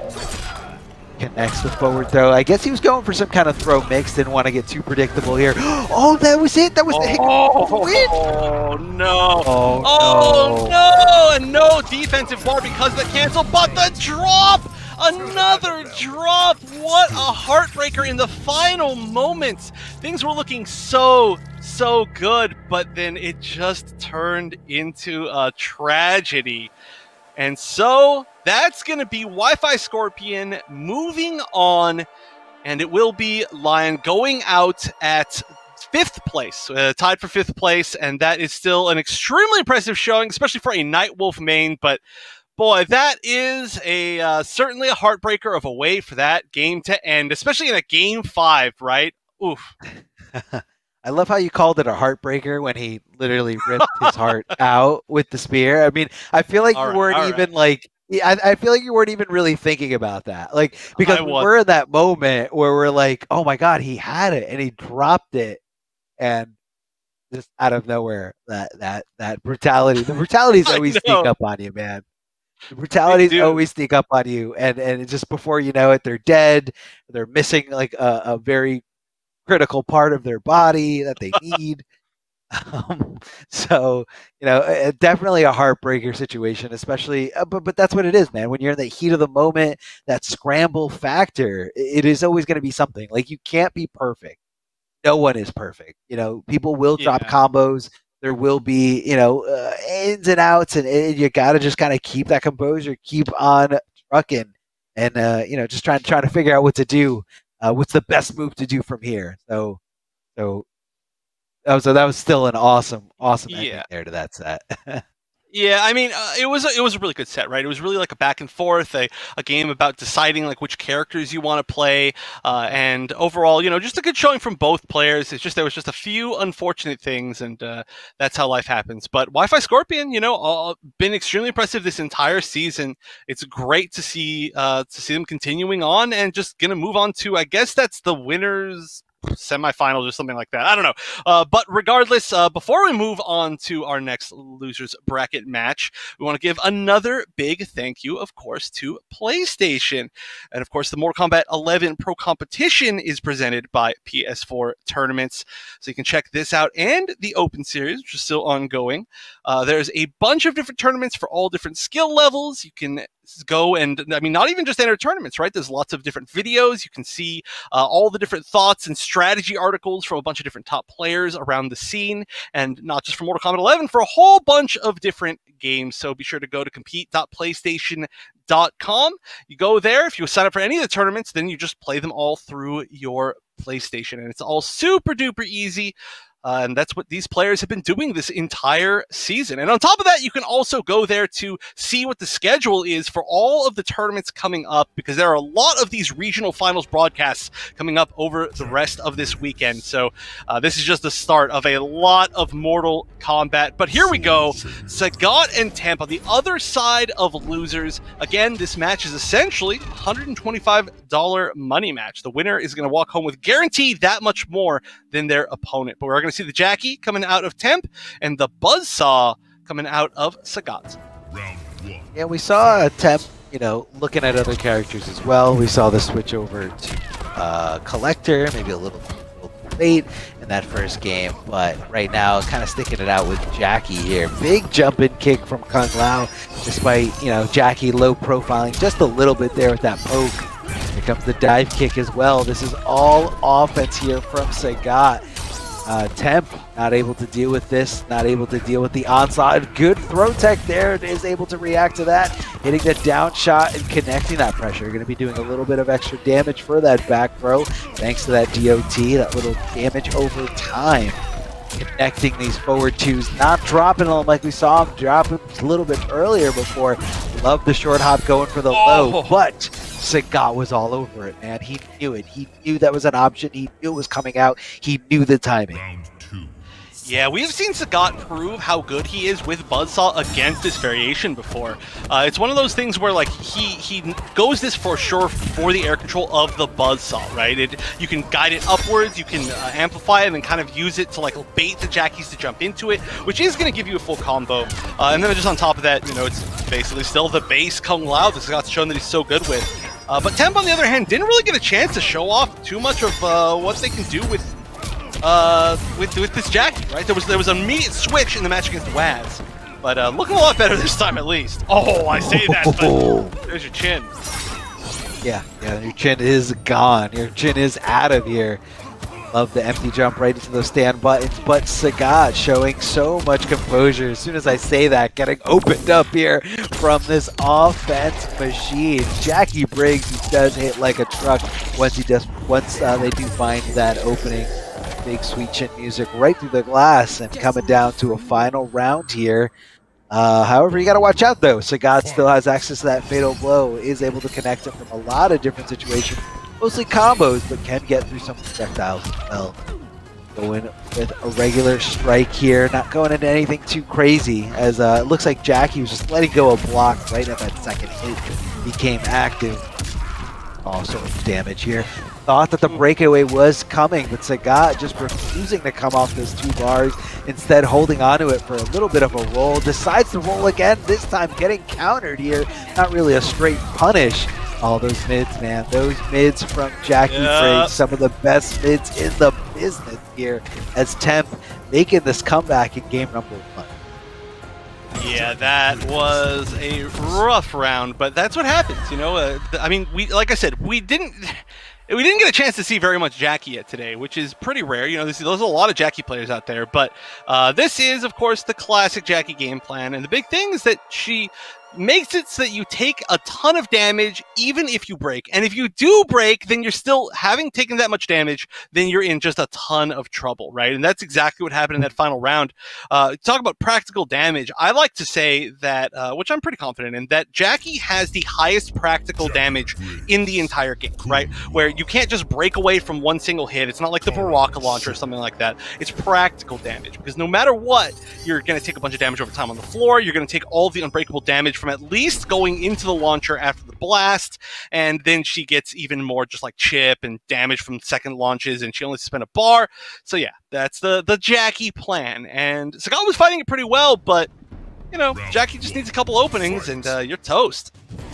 Yeah, a very high damaging character here. Can challenge, of course, with those mids, you know, after blocking some pokes here from Kung-Lao, which you have been seeing here. Tries to get some kind of buzzsaw pressure, but you really, oh man, I was going to say what a great anti-air, but he missed the conversion, but found some weird buzzsaw. Reset. That's been a win, baby. Yeah, definitely a reset. American reset. Australian reset. Forward. Oh, there we go. Forgot what region we were in for a second. Oceania reset. Buzzsaw conversion. Yeah, just kind of just flops right into it as Jackie goes for that super jump. As she just kind of flings herself from one side of the screen to the other. There comes buzzsaw pressure, mids into mids, or I guess technically high into a mid. The downward shot, Kung Lao wants nothing to do with it, trying to get away, but finds himself in a lot of damage over time. Pretty much 20% just from that throw. Yeah, the classic. Oh, another drop. We're seeing a lot of uncharacteristic drops in these games in particular. Maybe both players are feeling it at this point, you know? Like I said, there's a lot of money on the line. They're getting really close to these top spots. And as you get close to the top spots, the more you win more money for every game that you win. But ow, big crushing blow. Classic Jackie combo, and now, yeah, you gotta get out of this corner. That's a good way to do it. Immediate fatal blow, expecting maybe the breakaway. I think there was a meter. Actually didn't see it in time, but this is probably not gonna be enough, I don't think. I think it's gonna be close. 950. 950. Oh yeah, right. Oh, it gets over! Oh no! Oh, the down 3 trade. That was so scary. I mean, how many times have we seen the forward 3 from Jackie step over a low? Oh my gosh, that was three damage left, 3 health left, and that was almost the I don't know, the clutchiest clutch, but Sagat did make it. Could have been a super clutch moment there. Yeah, that down 3 able to come out just in time. I'd say Kung Lao is one of the better down 3s in this game, not only just for how fast it is, how advantageous it is on hit, but also that range. Really, you can just kind of poke it out there. And yeah, I feel like in a lot of scenarios, that forward 3 from Jackie would have gone clean over some low pokes, but not Kung Lao's. I think it was a little too fast. So.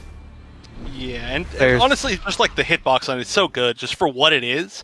There's a reason why you see it so much out of that character. Like, you can use it as a footsie tool, you can use it in your pokes, use it a lot to just get that sort of advantage, but yeah, that was all he needed right there. So, very scary, but managed to make it work. And I like the fact that we're seeing the commitment to Jackie. I think that was such a close game that you just don't want to just say, okay, let's immediately switch, which is something that is really easy to want to do when you have so many good characters like Temp does. Yeah, I could definitely see that. Oh, trying to make that dash punch into something. Now we all know that dash punch got severely nerfed, no longer safe on block, so it's always going to be a huge risk for Jackie if she wants to go for it. Trying to aim that buzzsaw up and down, trying to get her to bite, but looks like Temp just kind of holding onto the block button as best he can. That's going to be advantage. Kung Lao there. She hits the down shot. Oh, Go no, that's it. Yes. That's it. That's the classic. So well. You know, I was talking about practical damage. The other reason why her practical damage is so high is that Jackie always finds a way to convert into Fatal Blow. It's just like, it's impossible. Like, everything that she hits, she can Fatal Blow from, and she gets so many good conversions into it. She has some of the highest potential comebacks in the entire game, and we see it a lot. That was a perfect example of it. All that damage in the Fatal Blow. That was a huge life deficit here, but Jackie able to kind of, make that gap, close that gap here. Temp going for a ride, getting opened up here with that overhead. Unsafe stuff, but a great way to get nice and tricky when your character doesn't have too much in that mixed department. Connecting back throws, trying to hit that back to that mid, that super far advancing mid here. A lot of people like to cancel it into something crazy like dash punch. That's going to be a whiff throw there, special to this Jackie animation. Oh, and man. Temp hanging over the hat, managing to avoid landing in it by using the air blast. Probably not going to matter. Yeah, this is definitely going to be like a chip round, but that was still a really cool thing to see. Just the perfect counter for the perfect tool in that situation. But here we go. This is another really close set. I mean, I'm not surprised at all that so many of these sets today have been really close. There's a reason why they're all here in this top 8, and they're all really close on points as well, right? It's just what we expect from them, but I'm happy to see it regardless. Yeah, of course. Love seeing, just this high-level play, this region showing out the best that they can. Big jumping punches coming out of Kung Lao. Oh, and he tried to get a little crazy there, possibly thinking that, that was his opportunity to go for an anti-air, but here comes 2 downward shots. You never know exactly when she's willing to spend that meter. A lot of people like to hold on to the meter just for the threat of it. Could be a trade, could have been bad. That could have been bad for either of these players. Could have been a crazy conversion. Oh, she whipped the throw, but again, because of that animation, she's so far back, a lot of people don't like to swing on her. No, it's not. Wasn't it? What was that reset? What was the reset? I feel like that could have been it. Was there just not enough meter for the first blast? I thought there was, but oh no, it goes the other way. I guess there must just have been. There must have been something else you could do right there. I think maybe just grease kick in the corner right there would have been enough damage. I'm fairly certain, but maybe I'm wrong. Maybe I'm totally off. I mean, this is, yeah, that was definitely one of those situations where you really have to eyeball all the damage really quickly. But yeah, that was really pretty much, it looked like a game over spot, and Sagat still managed to clutch it out. Going to get ahead in the match because of that, but yeah, that's rough. I mean, meter management is gigantic when playing this kind of variation of Jackie, right? Both offensive and defensive, and you really have to be careful to not overspend. Yeah, you don't want to, overspend or overextend, and I don't know what could have been different in that scenario. I think it could have just been one of those situations where, okay, they have under 13% health.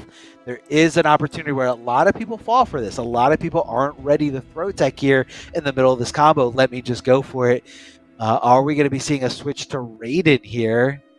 I don't know, man. Ooh. A lot of people say Raiden is bad despite having a really, really good teleport.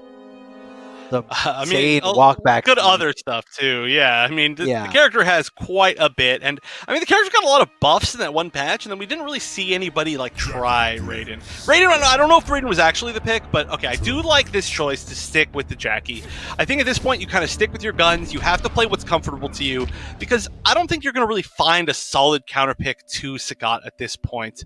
He's got the opportunity to like switch again to a different variation he's more comfortable with if he loses one more game, and honestly, the Jackie's been doing fine. It's just come down to these final moments. I mean, this was like one little poke away from being 2-1 in the other direction. Easy. Yeah, easy, or even just a failed throw tech there at the end that we saw Sagat, clutching out when everything was on the line here. Big jump and kick, and I feel like he's trying to condition Temp to not swing after blocking the jump in. But, you know, once you start respecting your opponent, that's when they can walk all over you. Here comes the dash punch from downtown, able to convert some good damage thanks to spin to win.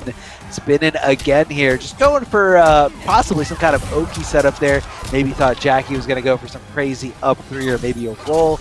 Didn't want to kind of keep his space, keep his distance. So good on Temp for staying composed, staying calm, and not, you know, going into those urges to kind of wake up with an attack. So sometimes it's good to just sit back and block. Yep, I mean, patience definitely pays off, but it's especially scary just because you know that either way in this matchup you're getting punished. I think it's where we're not seeing a whole lot of up threes or rolls from a lot of these players, I say as he rolls. I mean, aside from that though, we haven't seen all that much. Plus, I mean, Jackie wants to save her defensive bar, right? I mean, I don't even know if she had it at that point in time, but she wants to save it for sure.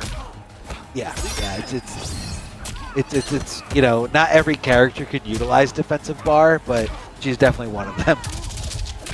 Connects the back throws. Is going to be enough here. Just shy from it. Able to kind of bring her down to nothing. She does still have 2 bars for that last breath mechanic, so you got to watch out. Chip out might not be the easiest thing to do, especially if you're getting thrown over and over again. Rolling back, trying to keep some distance. I do like it. Very risky stuff, though. If Jackie didn't take to the air, that could have been a blocked and not chipped out situation there for Sagat. But again, able to clutch it out in those strange little scrambles here. It's coming out of Jackie Briggs. Just an empty jump throw. Too much respect coming out of both these players right here. Yeah, I mean, I don't even, I'm not even going to talk about what happened earlier, but, I mean, here we go. You know, this is, again, match point for Sagat. Temp, though, you know, if Temp manages to win this round, I mean, that's a huge morale boost to try to kind of, like, even up the whole thing and then just take that final game. But right now, Sagat has some good corner positioning and spent a lot of meter for that damage, but did get a lot of damage for it. Which is, of course, what you're aiming for here. Oh, wow! Really hard read. And, I mean, no punish on it, so it will come back if Temp manages to live that long, but it's looking like that's not going to be the case. The jump back dive kick that's actually won a lot of different rounds for Sagat is going to win that final round too. And so still, that is going to be $375 guaranteed for Temp, but that is going to be where Temp will be eliminated from the tournament in this loser's bracket match. So congratulations on 5th place, but that means we are going to be seeing Sagat move forward. That's right. Sagat moving forward here in this lower bracket where, you know, a lot more is on the line. You lose down here, you are out of the tournament, as we just saw. Temp now officially out of this tournament. But again, a great season, especially that last week. Temp making a huge comeback, jumping up all the way. You know, those obstacles, you know, getting those points and, you know, being able to qualify there right for the end. And it's just it's a good feeling to see, you know, see it pay off. But looks like we're going to be taking another short break. Again, a lot of high-level Mortal Kombat 11 action coming out of Oceania. So if you guys want to see the rest of it, don't go anywhere. We're going to be right back. And welcome back. We started the day with 8 of the best from the region, and we're down to 4 players and 4 matches left to see who's going to be the Oceania Intercontinental Combat Mortal Kombat Pro Competition champion. It's a lot of titles, but it's definitely one that they're going to want to win. And the only 2 players left in winners and 2 players left in losers. So it's time to figure out who's gonna get there. Especially first, who's gonna be in the winner's side of Grand Finals. Yeah, winner side of Grand Finals is definitely a very cushy spot to be in, especially considering that you got to lose 2 consecutive sets in order to be eliminated from the tournament. But it is going to be a tall order for either one. We do have Waz going up against Swazi in the winners finals.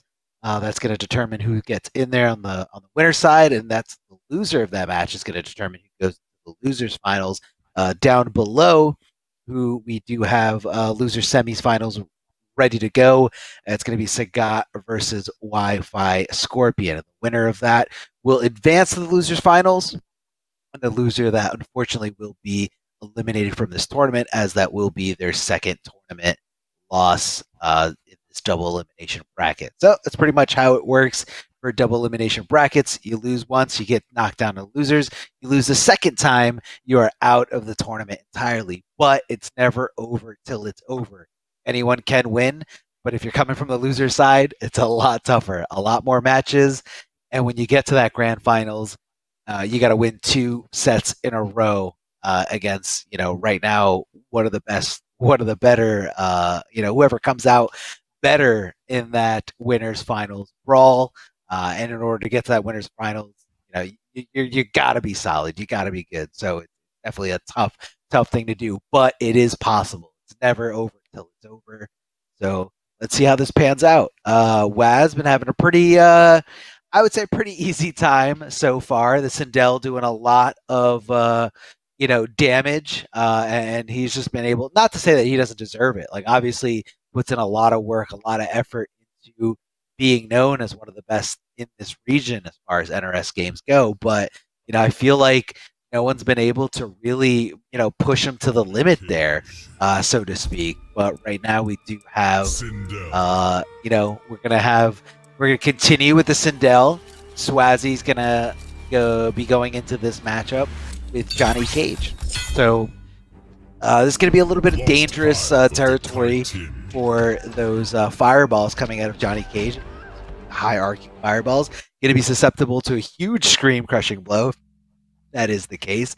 So it looks like, we got the low force balls, Rising Star, and throwing grenades. Rising Star to kind of keep some poke pressure a little bit relatively safe with the use of bar. Waz just kind of sticking it out here with the same Sindel loadout here. Looks like at max range, though, this is kind of where Swazi wants to be. Even though she can slightly low profile, those force balls screen, not the easiest thing to do. Yeah, as you can just see right there, Waz able to get under that one in particular. But, I don't see this panning out too well for Swazi if he keeps going in this direction. These moments where it's not trading, it's definitely doing a huge amount of damage on the life mark. Yeah, and look at this. We're already almost at the end of Swazi's life bar here, but he's gonna get some pressure. Oh no, missed the jump over. It accidentally went backwards. That's a really unfortunate thing to happen. The scream not crushing blow, which might actually be a better thing here. To be able to hold on to that maybe. I don't think he did, did it? Maybe he did. Okay, but just needs a little bit more chip, and okay, hold on. Now this is one mix-up away. Oh, wake up down 4. Who does that? Good read though. Let's do it, man. Just do it. Down 4. I mean, maybe he was just trying to get a little, possibly trying to think that a throw was coming. Wanted to poke back with something that would connect against a throw. So, not a bad option here. Waz. Oh, this is scary. This is super scary. One opening in the corner, and that is so much damage. I was mentioning earlier, but in this variation, you can get somewhere along lines of like 400, 450 damage for one bar in the corner. Maybe a little bit far there, but still going to get a ton. I mean, look at this. That's going to be 325 combo going into the corner. And that's just not health that you want to throw away. The forward throw is going to not change position, but that overhead has landed a lot. Yeah, that overhead has been doing a lot of work there. Again, that's kind of like, I feel like that first thing you really gotta solidify if you're fighting against Sindel is learning how to react to that overhead. It's got a big animation tell. That giant sword comes out. Oh, and again, I mean, as soon as I say it, the overhead, opening you up, crouching opponents cannot block overhead attacks, so, you're going right into huge damage, especially when that fatal blow is ready to go, as Waz just easily hit confirm into that. Does take the first game, but I don't think it was decisive. A few key decisions could have turned that outcome all the way around, but Waz getting that first game and continuing this dominance so far, not losing a single game in today's broadcast, and just kind of just taking it for himself. This Sindel pick doing a lot of wonder for him. Yeah, I mean, it's interesting to see the commitment, the full commitment to the Sindel. But also, I gotta note, what a perfect way for this Winners Finals to go. This was the very first Winners Finals, I believe, of the Oceania region. In week number 1, it was Swazzy and Waz. It was the Waz-Swaz combo. And actually, Swazzy was the one who won, I think, in that situation. I know for sure that in the very first time they met back in Grand Finals, and Waz reset the bracket and won the entire thing. But yeah, it's a full circle. You know, it's come all the way around. But this time, Waz has the Sindel, and like you were saying, this is looking really good. I mean, we've seen a lot of characters from Waz this entire season, and Sindel just a little bit, not nearly as much as we've seen today. Yeah, no. Today was all Sindel here, as we can see. Waz just kind of committing to this character, trying to do as much as possible here. Just trying to keep it simple. Usually we see Waz jumping around on the character select screen a lot, but I think he just kind of wants to do that damage, you know, get in, get out, and see if this strategy works. And right now it's working for him tenfold. Yeah, I mean, these characters actually are very similar in their own ways, right? Like, they can both zone, they both have these really strong footsies normals, and then if they get the right moment, they can cash out for a lot of damage. And so that's why we're seeing them play at some really similar ranges, I think. You know, like, they go to this fireball game, then they go to the mid-range game, and then sometimes you just die. This should be it, right? It's a fatal blow. Yep, gonna guarantee that. I think this kills, but it's pretty scaled. I don't know. I don't trust at the end, here. Man. At the end. Oh, no. Oh, that's definitely killing. Yeah. And I feel like that was just perfectly calculated for Waz. I mean, it looks like it does just shy of 50%. So, you know, you can look at the health bars. Those lines are broken out there in increments of 10%. So if you find that middle line, as long as you're below that, or pretty much a little bit more than just at it, that's going to be a guaranteed setup if that crushing blow does hit. So not going to be something that we're going to see in the rest of this game. Crushing blow is one-time use, so, you know, Waz is going to have to find the round 2 victory somewhere else. It looks like he's very close to it here. Swazzy not looking like he's in a good spot here. Waz just kind of zoning him out, going in and out with that cartwheel, you know, not even bothering to go for any kind of stagger pressure here. Gets the forward throws. Waz overcommitting to blocking. Doesn't want to take a huge risk because he knows Johnny Cage can hit really, really hard in the right circumstances. Oh, the down one, but doesn't get the conversion afterwards. Does find the swing, and now we're tied up. Didn't spend a bar, had the bar, but chose not to, and that could have been so much damage, or at least forcing a breaker. Oh, but the down one, dash up, down one, rising star is enough to do it. Kind of the classic. Who needs combos? It's like the down one shoulder that we saw earlier from Lion, except for this time it's safe. Yeah, it's definitely safe. For the most part there, on regular block is going to be safe. Yeah. And it's definitely a tough thing to kind of look out for. And there's also the chance that they don't amplify it, or they just don't go for it. It's just like something like simple, like a throw. You know, so I able to make that comeback, and here comes another set of huge damage thanks to that crushing blow, down to forcing Waz to come off of that breakaway, forcing Waz to come off a lot of meter. And hold on a second, can Waz make this comeback? He's got the back throw, he's got the corner positioning, goes in, and what a reaction here to Swazzy.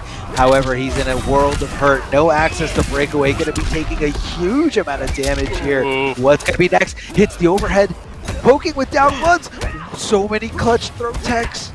Oh, just barely done punishing. This is Chip. This has to be Chip. No, there was no special. There had to have been some way to chill right there. I feel like there must have been something, but just barely alive. Just barely alive. And that one life, with only one defensive bar left, permanent defensive bar, Waz just clutches it out. Just wasn't afraid. Knew that he was able to live.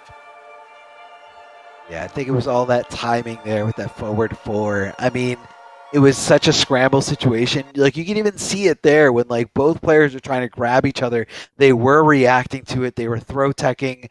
And I feel like Waz just kind of played to that at the end. Like, okay, this man is hypersensitive to that throw tech timing, hypersensitive, hyper aware to, you know, me getting close. I'm going to go in and just hit that forward four a little bit later than usual. And that was the perfect timing to I mean, I don't know what else he could have been doing, but obviously he wasn't blocking there. But I'm pretty sure he was anticipating some kind of throw just by the way that he was reacting to those attacks. Yeah, and I mean, Swag had it right with that combo that was dropped. I mean, super unfortunate, but it comes down to just these little moments, and you only have one shot here. I mean, you do technically have 2 lives, but realistically, they've been fighting all season for this moment, and sometimes that pressure gets to you. Sometimes you just make one little mistake, and it comes back to haunt you, which is a really unfortunate thing to happen. But we are going to see the attempt to get a 3-0 reverse comeback with the Sub-Zero. Well, it's one of those characters that I think is a great character to make a 3-0 reverse comeback, but I mean, easier said than done for sure. Roll the dice, baby. Let's bet it all. Oh, big crushing blow. He did start up the ice ball there, so was able to find some kind of counter for Waz. Going to be taking a huge chunk out of this health bar. Is able to block that overhead. Smart stuff. Good reaction as he does try to go for some kind of stagger back 3, but unfortunately gets just kicked in the face thanks to that neutral jump from Sindel. Now Waz on winners finals match point, set point here, trying to find that ticket to grand finals, that comfy little spot, able to challenge back and get a nice punish here. Gonna go right into a regular slide, not gonna amplify to keep the corner positioning here. I don't like the reversal timing there, because I feel like he just got done blocking a projectile. Very unlikely that he was gonna throw a projectile right away afterwards. Oh no! That's a bunch of drops so far right now from Swazzy. I'm not sure what it is. Maybe he's just used to having played Johnny Cage the previous rounds, but these drops, you just cannot give Waz these opportunities. And that's, I mean, really, really tough. Especially there was one where there was no defensive bar, so you just knew that there was going to be a big punish, but not this time. Luckily, the life is still getting close-ish to even, so it's not like that just absolutely has ruined the game. In fact, this is going to be a really nice opportunity. Assuming no drop, attempted to read the breakaway right there, and that's going to be it. Oh, no! Could have chipped! No! No! Could have guaranteed chip right there, and this is going to be a lot of damage. This is one read away. I don't think it's going to be enough to kill, but like I said, one mix-up away. Oh, no fear! No fear. What was I saying earlier today about how Sub-Zero players aren't allowed to have fear? Not allowed. Not allowed. Not allowed at all. Yeah, it's the truth, for sure, 100%. But here we go. Okay, still in it. That's a great moment. Oh, no. Another slide. Jeez. It works once, do it again. But yeah, that was a really nice moment because I think that's going to kind of put Swazzy in the game, right? It got rid of the fatal blow. It allowed Swazzy to just get rid of that resource permanently for the rest of at least this round. And now look, he's like, yeah, I can do this. I got the momentum. And plus, I mean, Waz has to feel a little bit rough about that, getting hit by the raw slide in neutral. But hey, what you going to do? Yeah, not a fun feeling at all. Love the spacing, backed off and just waited for Waz to whiff that huge normal here. 4 days trying to make the connection here. What? Just did it. What? He just did it. No fear. No fear in any of Swazzy's organs. There's no ability to feel any amount of fear. Your entire tournament life is on the line in this grand finals that you've been fighting for. Well, not grand finals, but this grand tournament that you've been fighting for the past half a year. And you bet your life on back 3-2 into amplified ice ball on block. That is certainly something. Certainly something. But the fact that he won with both a slide and a raw ice ball on block in a row means that that's got to be some sort of mental momentum, right? That's got to be okay, I don't care how good Waz is, literally one of the best players in the world in NRS games in general. That's got to shake you a little bit. You're like, this person will do anything. That's definitely what's going on in his mind right now, trying to figure it out. But to Swazzy's credit, let me just say that at least the amplified ice ball has a lot less recovery than regular ice ball. So let me just put that out there. I feel like he did it at a range where he could definitely still be punished, but it's one of those punishes that if you're not ready for that, and a lot of people aren't ready for someone to just let it rip on block, especially at this high level of play, You know, I think it's definitely worth sneaking in. Okay, You're gonna sneak it in, man. start with another raw slide. Okay, that one was a punish. That one was really good. That one for sure was normal. But yeah, Swazi has turned on the online Sub-Zero switch, and I mean this is working out really well. You know, when you're down 3-0, I think this is a great style to play because now suddenly you can throw your opponent off, and everything that they've been like adapted to, suddenly they have to change it all, and it's been seeming to be working so far. Ooh, nice punish. That was probably an intentional whip punish. Yeah, definitely was, you know, trying to bait out any kind of move. Maybe trying to bait out, you know, cartwheel, which does have some recovery there.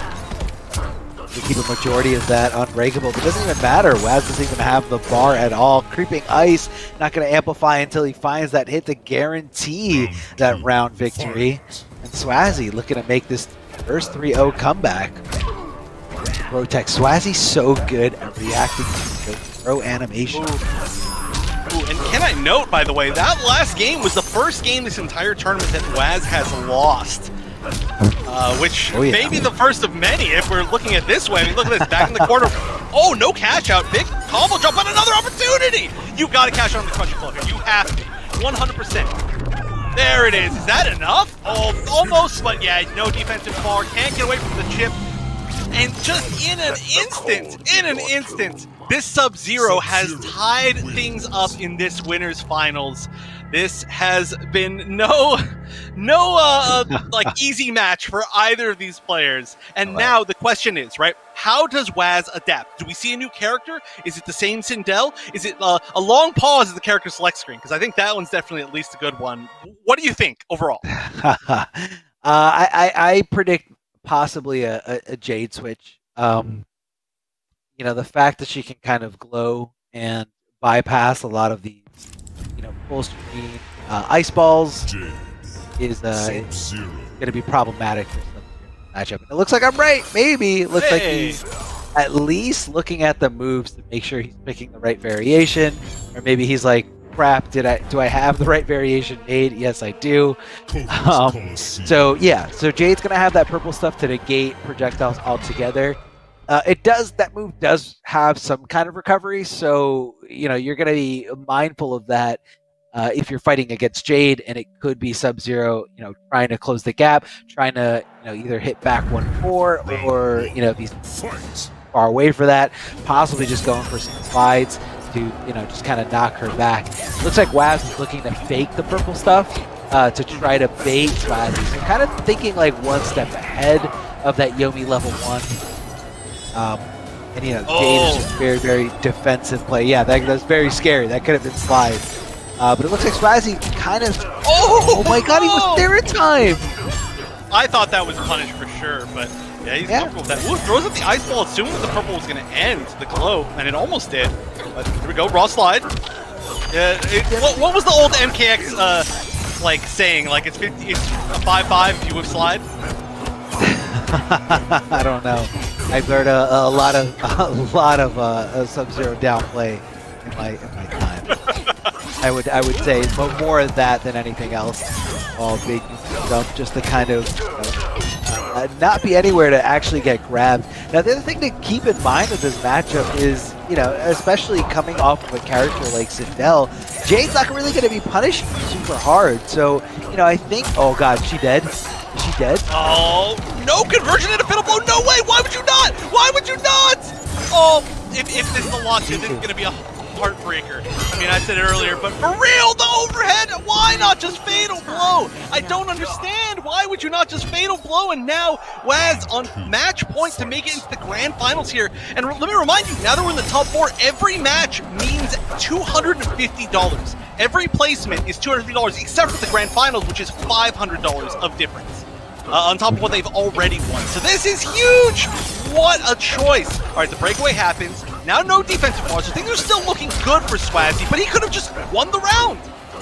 Yeah, that round could have been his, especially, you know, if he just kind of came off that Fatal Blow resource. Right now, coming off those Crushing Blow resources, big damage here, but hold on, can Waz make this comeback? Jade doesn't really do too much damage outside of a, you know, Fatal Blow. A lot of it is just kind of restand pressure.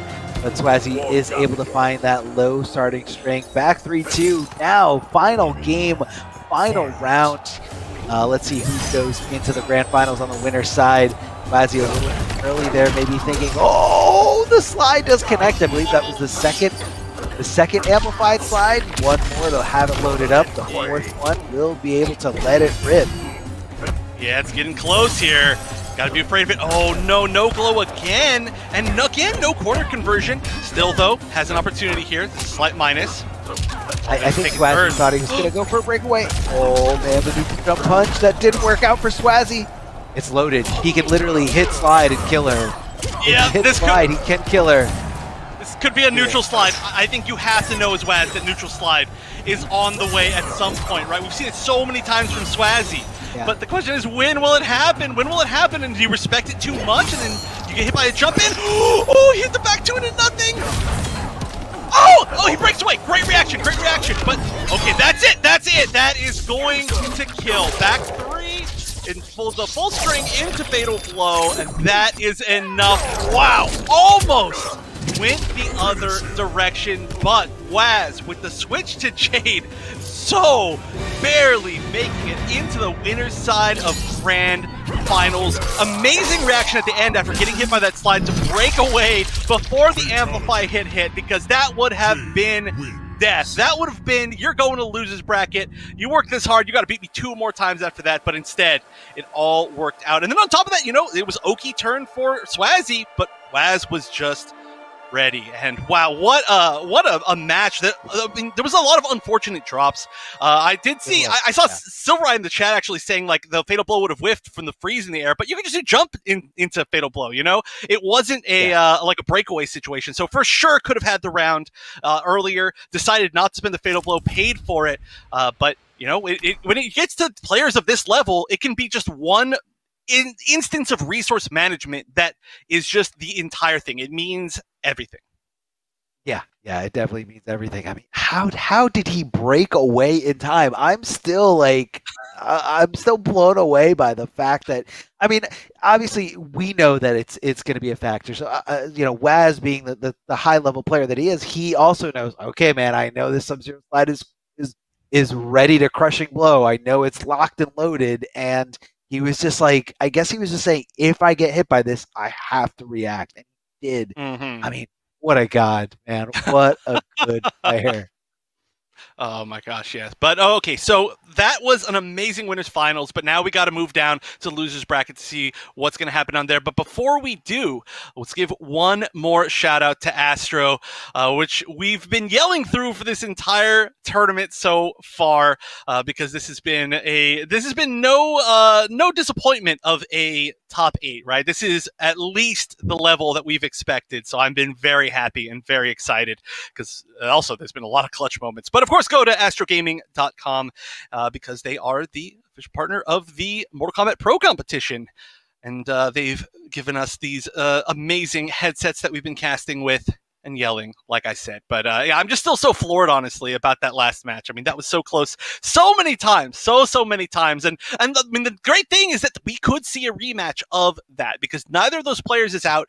We are seeing at least a guaranteed $1,000 now, though, for Waz, and guaranteed $750 for Swazi, which he already had. But now we see who's going to meet Swazi in the losers bracket, as we're going to have Sagat taking on Wi-Fi Scorpion. And Wi-Fi Scorpion is going to bring out the Spawn. And a little bit of history, these two played each other in this matchup to qualify for, I think, the second top 8, maybe it was the third top 8, one of the early top 8s, and Wi-Fi Scorpion managed to win this matchup. So it's been done.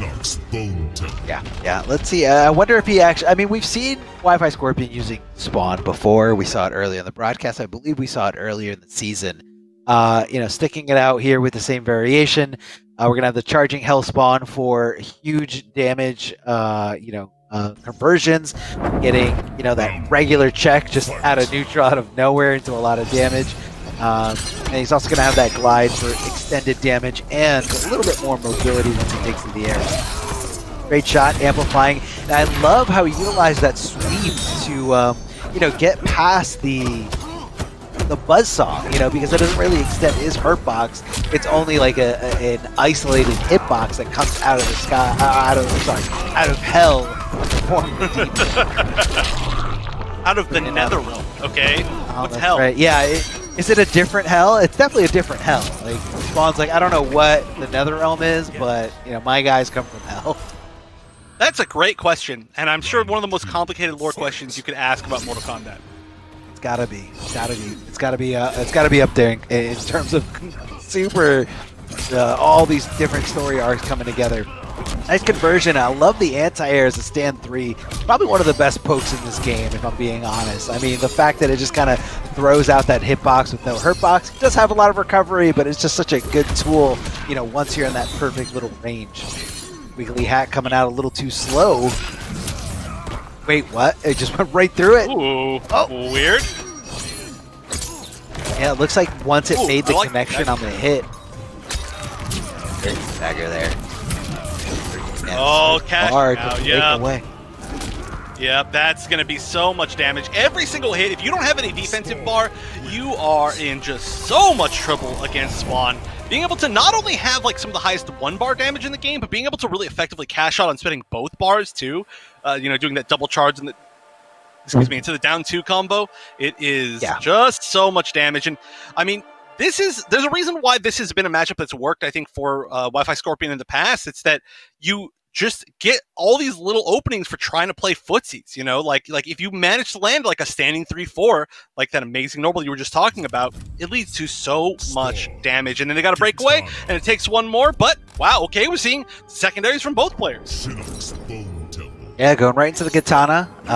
You know, let's see. I believe we've seen this loadout here before. Loves the low fan, which is, you know, safe on regular block, but, you know, it does have a little bit of a gap there. So if you get that flawless block, it's going to be a lot of damage coming out. Yeah, we have low fan toss, and we also have the half blood stance.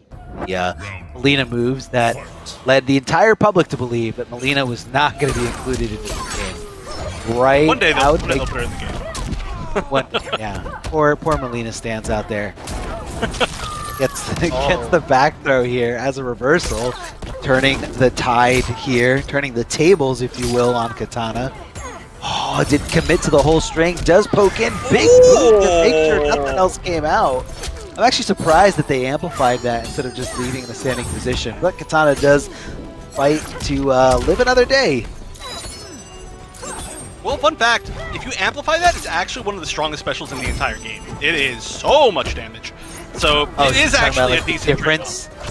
So the difference in damage between amplifying and not amplifying it. Yeah, I can see that. Yeah, is huge on an already really high damage special.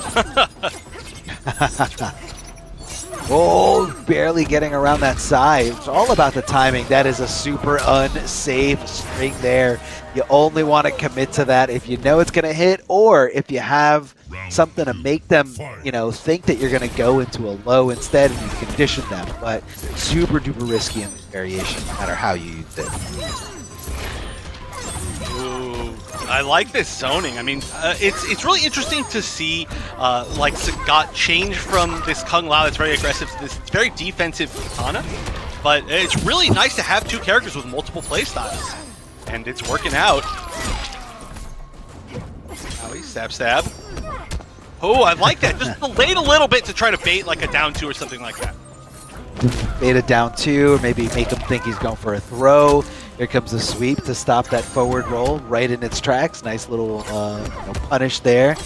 Possibly not looking for it specifically, but just trying to apply some kind of pressure. Look at the reactions here coming out of Wi-Fi Scorpion. Standing up.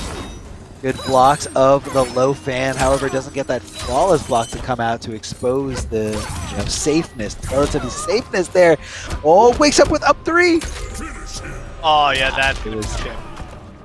I mean, I think his only option there was to flawless block that string, but I feel like in that situation, maybe a little bit tougher. A lot of people know the timing to somebody going for like a reversal poke. You know, anything between a 6 and an 8 frame move, you kind of have that overlapping window for the flawless block. But I believe that string, that multiple hitting string from Katana, a little bit slower. So, you know, I don't think it was going to be the easiest thing to flawless block. So good call out here from Sagat to go with that. And of course, the intent behind that move was to get as many normal buttons on Wi-Fi Scorpion or on spawn to chip them out. So we are going to see the switch back to Scorpion. Of course, that makes a lot of sense, right? No more zoning, not nearly as much. Plus, on top of that, the game that Katana really wants to play is the zoning plus the kind of like whiff punish, the big normals game. But Scorpion really excels at playing that type of game and then shutting down the zoning. So this could be, I could see in my head, like a decently tough matchup. However, I definitely can't say that I've seen almost any competitive Katana matchups. Like, as far as it goes in this game, there are about 3 Katana players, and they don't usually make it quite this far.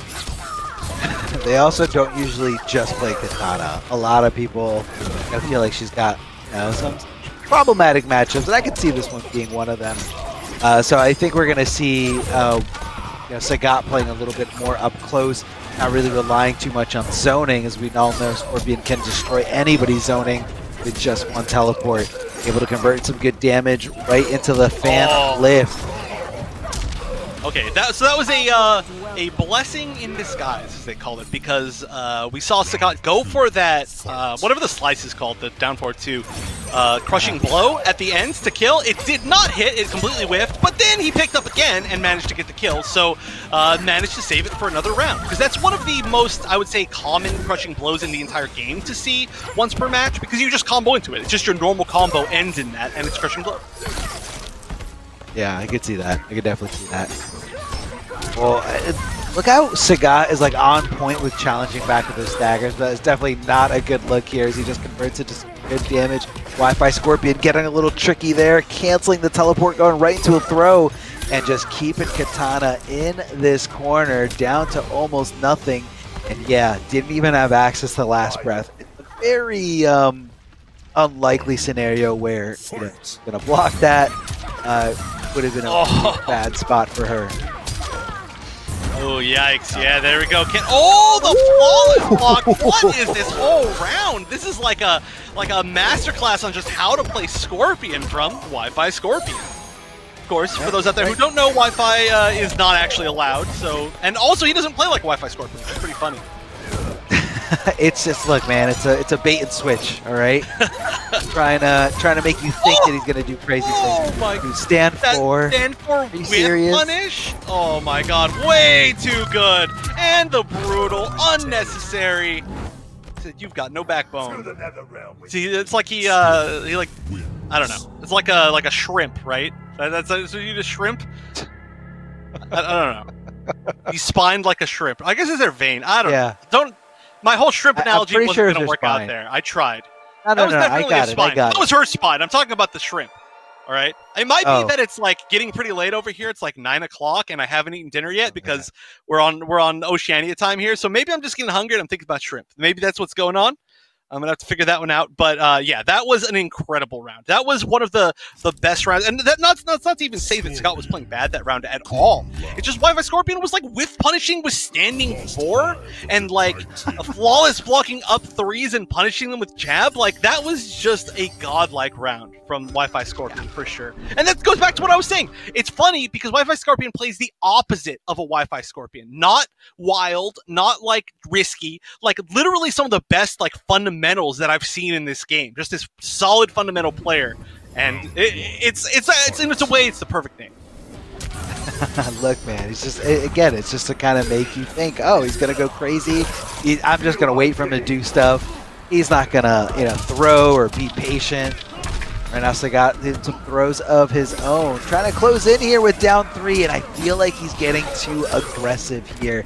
Not doing the nice, calm, patient things that we're used to seeing out of Sagat, but instead trying to go in and force that throw led to his demise, led to a really bad spot. And here comes Wi-Fi Scorpion cashing in big time with these crushing blows. Lots of damage, and even there, I guess, what could he have done? He could have blocked that and maybe blocked the follow-up, but he had very, very little health to Wi-Fi Scorpion's nearly full bar. Now we're going to be seeing more of a Tempest Slough here with the orbiting hat going around him. We're going to be utilizing both bars to, to apply some crazy offense. Tempest. I think that's the wrong right. game, but I appreciate it. I've been playing a lot of MKX myself, let me tell you.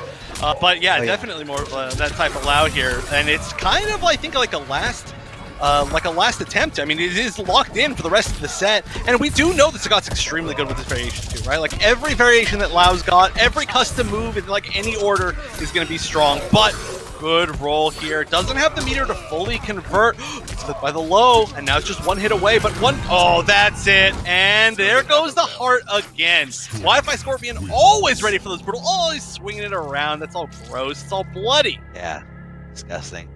He's just a filthy, filthy man. Or demon. All right. Relax. He's a human now. He's a human now. But that was a great showing of Scorpion, and again, congratulations to Sagat. That's going to be 4th place, and that is going to be still a lot of guaranteed money. So I think that's what, $500. Yes, that's guaranteed.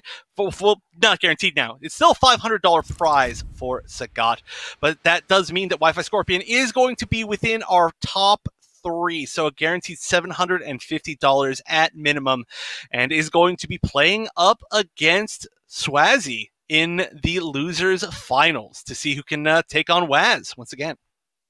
I mean, Swazi, really went neck and neck with Waz, and you gotta wonder, what if the Sub-Zero pick came out a little bit sooner? What if able to maybe not rely so much on that slide crushing blow. Maybe it was a little too obvious there at the end, but maybe played it out some other way. Maybe went in for like a crazy overhead into amplified ice ball or creeping ice, something like that. But either way, it was a really, really close set, and I think this is really going to set up something exciting for us. I mean, something that we could see. In the beginning, Waz was having a really, really good time, really easy time going through the bracket, but it was super close. It was super close there at the end. So if you guys pay attention to this graphic, this is the top 4 bracket. The winners finals we saw between Waz and Swazi, panned out for the favor of Wazinator. And so because of that, Swazi comes down to the losers finals. These are 2 brackets, this is a double elimination tournament. So you have the winners bracket at the top, and the finals of that bracket is the winners finals. And then on the lower bracket, you have the losers bracket, and the finals of that is the losers finals that you see here. So that's why whoever goes up to the grand finals from the losers finals is going to have to defeat Waz in 2 consecutive sets, because in order to be eliminated from this tournament, you have to lose twice, hence the name double elimination tournament. Waz has both his tournament lives fully intact, while Swazi and Wi-Fi Scorpion, whichever one of them comes out of this losers finals, is only going to be on their last remaining tournament life. So just to kind of throw that out there for you guys. I know double elimination tournaments aren't super common in everyday life, but very common in the fighting game community. When you go to any of these tournaments. At least that's what I learned about double elimination tournaments. What? No. I'm still in it? I mean, so many people leave when they lose, and they just don't know that they have another chance. Yeah. A lot of people who are new to it, so yeah, definitely don't leave if you lose. It's not this. They're like, I thought this was the playoffs. What are you talking about? Double elimination. All right, so here we go. Top 3. Top 3. These players, like I said, they've been playing for so long, and now it's come down to a few of these players. And Wi-Fi Scorpion, actually, I don't think has really had a ton of success, right? This definitely hasn't had a win in the pro competition. So being here in the top 3, placing over a few other people who have had wins, or at least big, big victories so far, is really just, again, a sign that this is just a really good player, and that's a great way to start. Already doing a bunch of damage, and then without breaking a sweat, getting that huge crushing blow, and this is a huge life. I'm actually surprised Swazi didn't break away there. I feel like a lot of people try to avoid that damage from Scorpion. It's a huge crushing blow in terms of damage or damage potential here. Right now, Swazi applying the pressure in the corner, letting go a block for that mid, that second hit of that 1-1 string. And there is the teleport for Wi-Fi Scorpion, finding the hit and able to just kind of do it. Which I still think is super duper risky, considering Swazi still has the throwing shade pressure blow accessible to him. Rising Star there right at the end, trying to keep him in check afterwards. That's going to be a big whiff punish here as that Rising Star coming down completely whiffed, completely went the wrong way.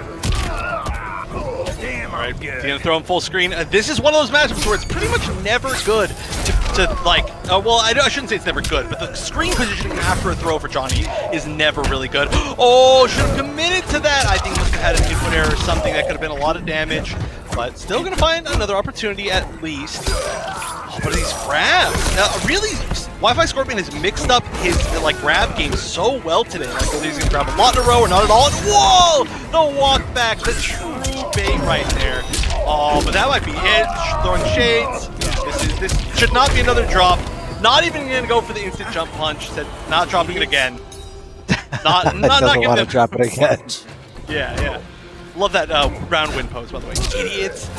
Getting his head on the microphone. Yeah, a little bit of breaking of the the aesthetic, the serious aesthetic of the game. Oh, swinging here. Thanks to that corner, able to juggle with those amplified force balls here. The arcing, equipped move here. And look at the pressure he can just apply here. Kind of reminds me of like MK9 pressure. He's got you in the corner. Whoa, he was ready to swing. Big punish coming out of Swazzy here. The Wi-Fi Scorpion's got a tall order, but this is the first part. Come off that breakaway. Good spacing there on that short hop too. Both times didn't go punished, but instead getting opened up there from the follow-up pressure of the momentum being on Swazzy's side, since it was his turn to swing. It looks like he might have went for a punish on the first time, and then the second time said, I'm just going to go for my pressure, and if it hits, it hits, and it did. So Swazzy taking that first game, despite that first round being such a rollover, seeing such a one-sided round, a steamroll, if you will, able to keep the composure, able to keep the cool, and able to utilize those resources when he needed it, like that throwing shade, crushing blow, keeping it completely unbreakable, keeping him grounded, and just kind of waiting to seize the moment here. Yeah, and I have to say though, on the other side, for Wi-Fi Scorpion, this is a really rare situation that you almost never see, right? In top 3, Wi-Fi Scorpion has not played either of these players before in this bracket.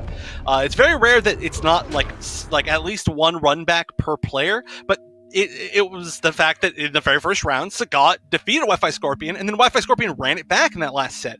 So this is technically like all fresh matches for Wi-Fi Scorpion, which is a really, I would say, like an advantage when you're trying to come up through the losers bracket like that. But of course, has to get through Swazzy here regardless, whether or not he has that advantage.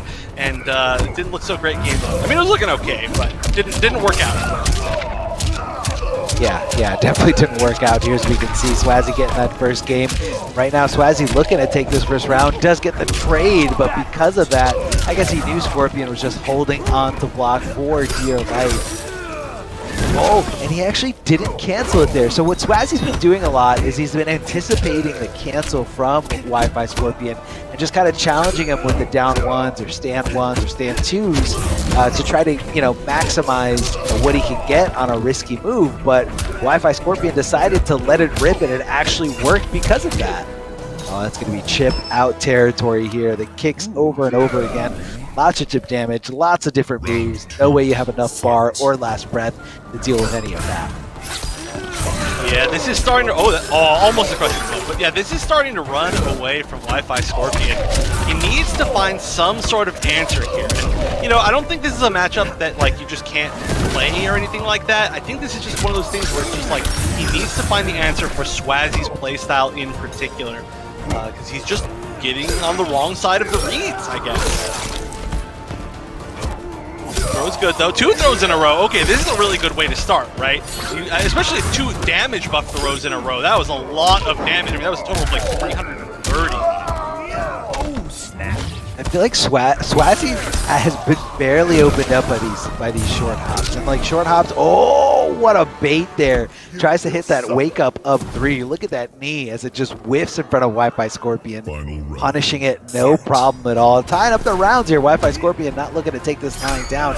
Charges up that spear for a little bit more damage if it does make a connection here in a certain combo or a throw animation. Rising Star amplifying it for a little extra damage there at the end, or just in case it does get blocked. Oh, down 2, looking for a throw, looking for some kind of high possibly. These guys are betting it all in these down 2 reads here. Yeah, they're at this point where they're just like, okay, we just gotta make the right read. And we see again those little short hops. Oh, what? No punish! Wow, what quick recovery. And if that had been the amplified version, that might have actually been punished, but I guess not this time. Stay safe by just having a little bit of a mind game. But I mean, it's so scary, you know, one risk in either of these players. Oh, a trade? Okay, that almost looked like a combo, didn't combo. Oh no, big punish, big punish. Not in favorable territory, which is a huge deal. But now look at this patience. Oh, the overhead. But that's fatal blow territory now for Swazi, which means one hit. Oh no, that could have been the hit. He's fishing for it for sure. He just needs to land one thing. Oh, but it looks like it's gonna be tough to find that moment, and he's not gonna find that moment. Goes into the fatal blow. Wi-Fi Scorpion is gonna tie up this set. I think this is gonna turn out to be a really close set. I feel game 5 for sure. We're only 2 games in. And Wi-Fi Scorpion was trying so hard to condition Swazi throughout that whole last round. Kept hitting him with the overheads over and over again at that range, like that max overhead range. And then you would see him like kind of dip into the low once in a while here and there. But like Swazi was just not letting up at all. Swazi was not letting go of low block because he knows, you know, if you're looking at both those outcomes, what Scorpion gets out of that overhead versus what he gets for that low can lead into a hit confirm teleport that he can amplify for a lot of damage, or as you can see there at the end, a hit confirm right into that fatal blow for a lot of damage. So Swazi just didn't want to give it to him until the damage didn't really make a difference, until it was, you know, the overhead could kill me because I'm down to nothing. So I feel like he had to kind of take a guess, take a gamble, and he got mixed. He got mixed there at the end. So let's see if Swazi is actually going to be conditioned to block that overhead, or if he's going to, you know, continue to commit to blocking low because of what that outcome could be. Damage output that could be because of that one low that doesn't get blocked. Yeah, well, I mean, he uses it so rarely, it makes sense. Ooh, the back up into the whip punish with the interactable, forcing the breakaway. That's a pretty cool setup. Got a little jump in there, but again, that might have just been a spectator thing. It looks like they just kept on going, so probably spectator. Oh no, big whiff. Went for the standing 3. That might have been a missed input, maybe an attempt to back 3, just didn't get it quite. Yeah, could have been that. Definitely see that. Oh, whoa! The Rising Star does get blocked though. But unfortunately gets punished later on afterwards with a follow-up, and that's going to be a punish for Swazi there. No way that string is safe, so you got to watch out. Use it sparingly or get ready to teleport cancel into it if it does get blocked. Tries to hit the overhead, and I feel like Swazi's adapting before our eyes right now, getting huge chunks of his chest kicked out as Scorpion cashes in big time. He's going to cash in big time. Down 2 coming out of Swazi. Knows the breakaway's coming, so decides to follow up with some pressure. Didn't think it was going to whiff, so actually wasn't ready to whiff punish, but that's okay. Back throw him into the corner. Scorpion's just going to teleport out. Able to... Oh my god, these guys are just swinging. Down 2, crushing blows everywhere. Oh no, but this is the scariest spot. Oh no, that's it. That is it. Yeah, that's gonna kill. But that was the scariest spot of all time. That amount of life you see right there on Scorpion is death. That's death. If you get hit by Johnny Cage one time at that life total, those resources, that is death. So, yeah, that was actually way scarier than it even seemed like with that much of a lead. But hey, he can do a lot of damage without being at that life too, as we're seeing right now. But yeah, this is such a back and forth between these players. You can tell, like you can literally see the adaptations back and forth.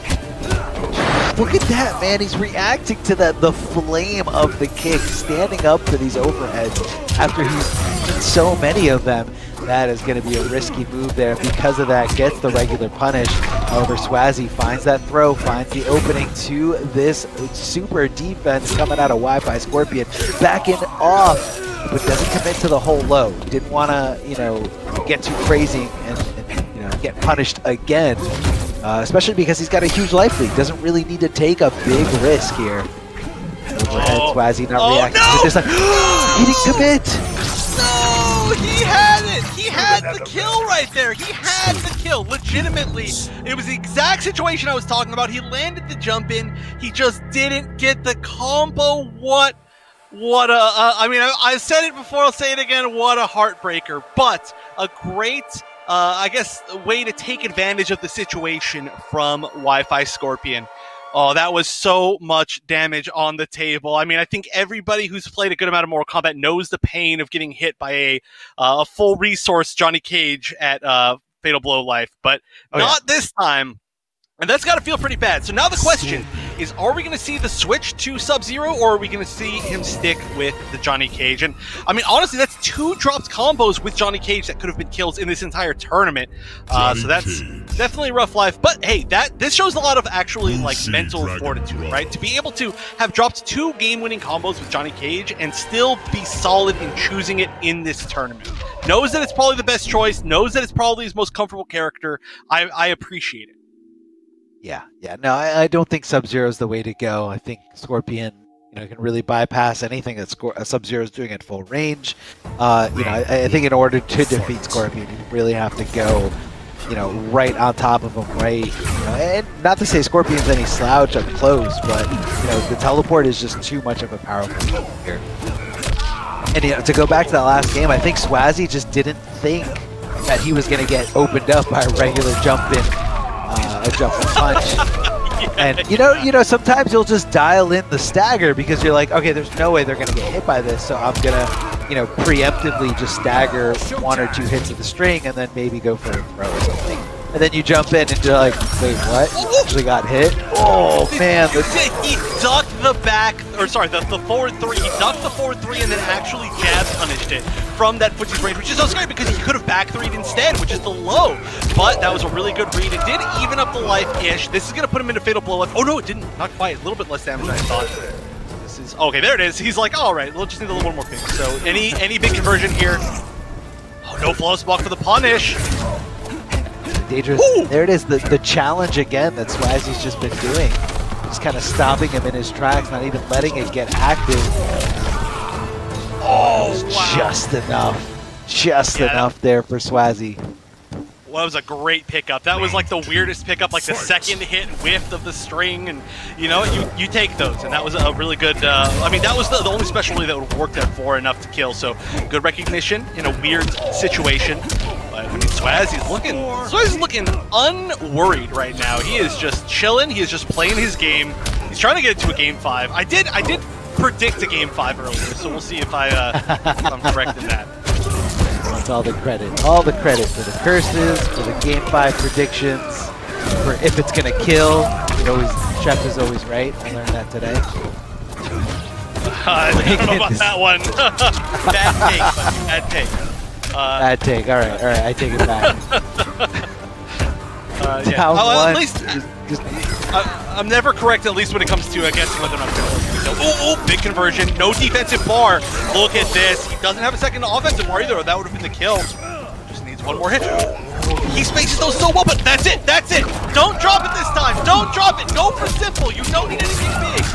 Gonna spend the bar, and that's it. Look at that. Went for the simplest combo possible, did 471 damage. Well, 2 opportunities didn't work out. All you need is the 1, and so this time around, I will be correct in reading that this is going to a game 5. Look, man, I just want to point out the fact that you yelled at him as if he could hear you in real time. Obviously, there's a stream delay, so he's like, "Oh yeah, I heard it later." But you were like you were yelling as if he was in the room, with you. It's just no, don't drop it. Simple, keep it simple. Yeah, no, I mean that's definitely what you got to do when you don't need to get as much damage as possible. And the way that Chef was managing that health bar, Swazzy was doing the same thing, and that's why Chef said it. And it almost seemed like he was in the room with him. But let me assure you, he's not in the room with him. Swazzy knew, okay, I know, I gotta keep it simple. Keep him grounded and don't launch him until, I have to.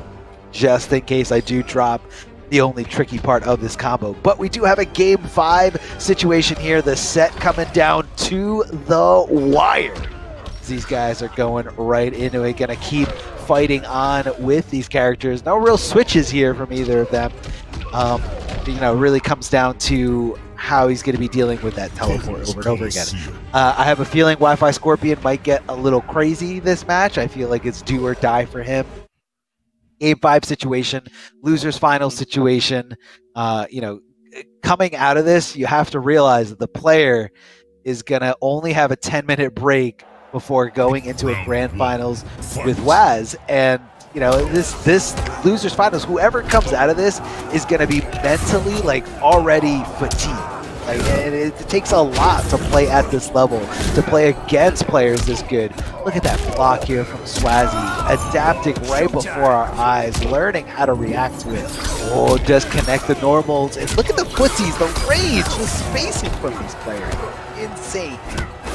Oh yeah, this is just such a good example of all the things that are good about Mortal Kombat 11, I think, this match. Except for maybe some of the drops from both the players, the way that these two are playing the match is just like everything that Mortal Kombat 11 wants to showcase, I think. And I mean, especially just how these characters play, and these are just such good representatives. And you can see right now, they're getting close to even, neither one ever really runs away with the match. They just slowly win based on some nice, good reads. Here we go, Fatal Blow territory again. I'm going to say it every time because it always matters. It's going to be match points for Swazi to get his rematch up against Waz in the grand finals. And again, the winner of this gets $750 minimum, and the loser gets, the other way around. The winner gets $1,000 minimum, and the loser gets $750. But then you always get that chance to win in grand finals. So there's a lot of money on the line. Yeah, I mean, just $250 right here between these guys. So think about that, playing for $250 in one set. You're going to be sweating no matter what. Here comes the big conversion, the normals from downtown. Johnny Cage's best asset, being able to swing from so far away, convert into some good damage. Does get the forward throw. I kind of feel like Swazi's given up on trying to punish that short hop punch. It's just, he's just like, you know what, never mind. I want momentum or a throw. Whoa, ducking under, almost got through it. What a clutch throw tech here. Coming out of Wi-Fi Scorpion, can he make this happen? No, he doesn't. Poke it back.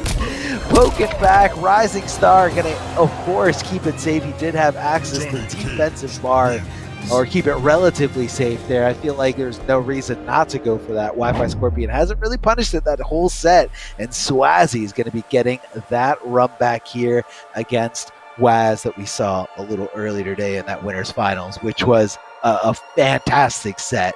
And I so excited. I know how much you love Wi-Fi Scorpion, Chef. I know you love Wi-Fi Scorpion, but unfortunately that is going to be the end of Wi-Fi Scorpion's run, and we do get this crazy awesome run back that we had in winners finals. Remember, Chef, it came down to the wire, down to nothing. The Jade pick at the end, the breakaway somehow after the slide hit, but the amplified didn't connect yet.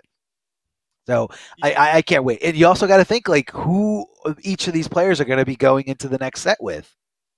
Do they leave where they start? Do they start where they left off, or is it going to be a hidden select? What's going to happen?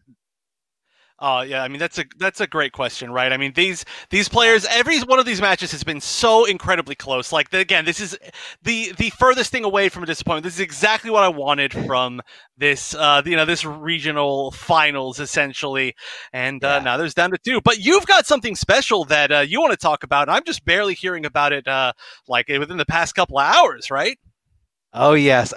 So for those of you who want to see, outside of just a nice, chunk of cash prize, what the winner of this grand finals is going to win, we got a nice slide here for you. Astro Game has been doing so much for the community, not just for this event, for a lot of different events. So big shout outs to Astro Gaming for coming through huge with an awesome prizing kit for all of our regional champions, not just today's, but for, like Chef said before, we have a lot of regional championships coming up throughout the whole weekend. So this kit here is going to be going to the winner. So right here, what you see on the left, you see this sweet Astro headset that also comes with the mix amp. If you guys don't know what the mix amp is the thing with the knobs. You get to control so many aspects of your headset, so many interchangeable things. Super amazing product that we've been using throughout the whole pro competition. You also get a custom Mortal Kombat 11 Pro Competition Windbreaker, and on top of that, you also get the custom Mortal Kombat 11 Ultimate Joggers. And of course, if you can look there, the Windbreaker does say Champion on the sleeve. So think of this as your custom-made trophy made just for you. So this is what these guys are going to be fighting for. This is pure awesomeness here coming out of Astro Gaming. So again, one more big shout out to Astro Gaming for providing this kit for all our winners. But if you guys do want to see who's going to win this amazing kit on top of the biggest chunk out of this prize pool and who's going to be crowned the regional champion of Oceania, don't go anywhere. That grand finals is coming right up. Welcome back, ladies and gentlemen. We have coming up the Oceania Sub-Regional Finals, Grand Finals, the final set, or possibly two sets, between the last two remaining competitors in this region. Oceania, I'm Darth Arma, joined by Wonder Chef, and we've just had an exciting night or day, depending on where you're from in the world, of Mortal Kombat 11 action, and we have a lot more coming out throughout this whole weekend. But first, let's take a look at what we saw today. Wonder Chef, tell us about the bracket and how everything broke out. Well, I've said it before today, but I'm just so happy with the way that this all played out. I mean, obviously I didn't want to see any of these players lose, but I mean, I think that every single player put on one hell of a show today. They all showed exactly why they should be here in this top 8. But of course, let's just look at our finalists, really, their route. So Waz, defeating Temp, who had put up a really good of a challenge before, actually our reigning champion from last month, and then defeating Lion, and then moving forward and defeating Swazi just barely. Swazi, of course, the other player sitting in grand finals right now, but because of Waz's win right there, Waz will be the one in the winner's side, so Swazi's going to have to win twice. But Swazi had defeated Solar Plexus, extremely good Cetrion player, then went on to defeat Sagat, of course, another player who has come super close to winning one of these tournaments. And then, of course, like I said, just barely going down to Waz. And then, of course, Swazi went down, then having to play one more match right after this one that you can see on screen where Sagat and Wi-Fi Scorpion played off and Wi-Fi Scorpion won. But, I mean, there's just been so many matches today. I feel like I don't even want to read them all off in particular because they've all been so good. There were almost no 3-0s. I don't think we actually saw a single, or no, you know what? We saw a lot of Waz 3-0s on stream. But yes, as the bracket's gone on, it's been less and less and less. And now he's got to defeat the player who almost beat him, one hit away, one of the most ridiculous moments. Go back and watch it. I'm sure the NRS Esports Twitter tweeted it out. But yeah, we've come down to this, right? This is a huge match. The Grand Finals repeat from the very first open bracket of the Mortal Kombat Pro competition for Oceania. Waz versus Swazi. And I mean, they've been fighting so hard to earn this spot for the past half a year. This has been a huge deal for them, and only one of them can come away as the champion. Plus, on top of that, there is a difference of $500. $500. That's a lot for winning this.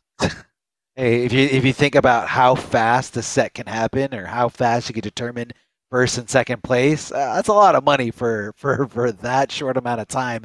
So that means immense amounts of pressure is on these players. They want to play at their best. All that matters is what happens right here, right now. And of course, Waz is going to be having that slight little edge, being the winner of the winners finals, which again ended in like the craziest fashion. So if you guys are just joining us and you missed that, you definitely got to go back and watch it, especially that last game, probably just even that last round. See what happens.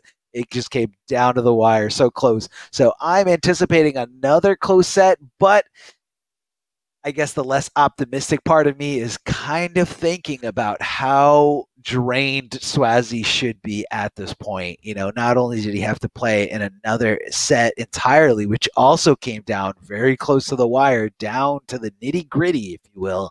That takes something out of you, man. Sometimes it takes a little bit of a, mental currency for you to get through a set like that. And I don't think Swazi is still the same person that he was in that winners finals coming here into the grand finals. You know, considering that he had to fight his way up through, you know, the lower bracket. So we were contemplating on what the pick would be out the gate, Chef, remember? And not really what I'm expecting to see here. So Yeah, Waz going with Sindel? Yeah, interesting. I mean, this has definitely been a pick that Waz has decided to really commit to throughout this entire tournament. But, I mean, I think so much depends on this first pick. But here we go. This is the matchup that Waz lost 2 times in a row in that last set, and this is how it's starting off. So if there does end up being a counter pick war, and Swazzy does get the first win because of this character pick, that's going to be Waz at a huge disadvantage. But here we go. We're starting off with the pre-reset, at least, grand finals. We'll see if it even gets to the reset. Waz looking nigh undefeatable today, but he has been so close to being knocked off that throne. Yeah, very, very close. It could be anyone's game. That's going to be super plus frames after that forward 4. So Waz being pretty respectful there. Good block from Swazzy standing up for that overhead.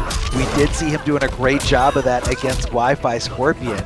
Look at that, just kind of bullying Waz, and that's definitely Waz looking for some kind of throw, letting go of block, and just kind of holding on to down to try to get that high to whiff. He does come out here with that forward 2 amplified ice ball, getting a lot of damage. High risk, high reward, but it paid off for him. Swazzy taking a slight little lead here in the beginning of this grand finals.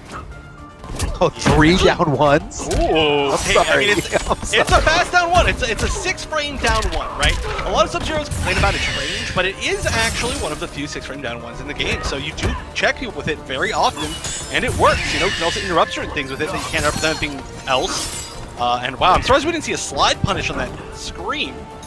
Yeah, have been for sure. Or maybe not. Maybe not. Maybe it's a spacing specific thing. Yeah. Sometimes you gotta be real close. I know when you go, big ice ball coming at you. Gotta keep him grounded for as long as possible. Waz holding on to that meter. I almost feel like, Swazzy going for a ride now thanks to that big screen crushing blow. Waz going to be coming off of that resource, no longer access to it, and that's usually a ticket to a lot of damage here. So that's going to be very critical here, that decision, critical coming into this final round. Yeah, so, I mean, normally it's a really scary thing to have to try to win with Sindel without a lot of your big resources, that being KB Scream and Fatal Blow.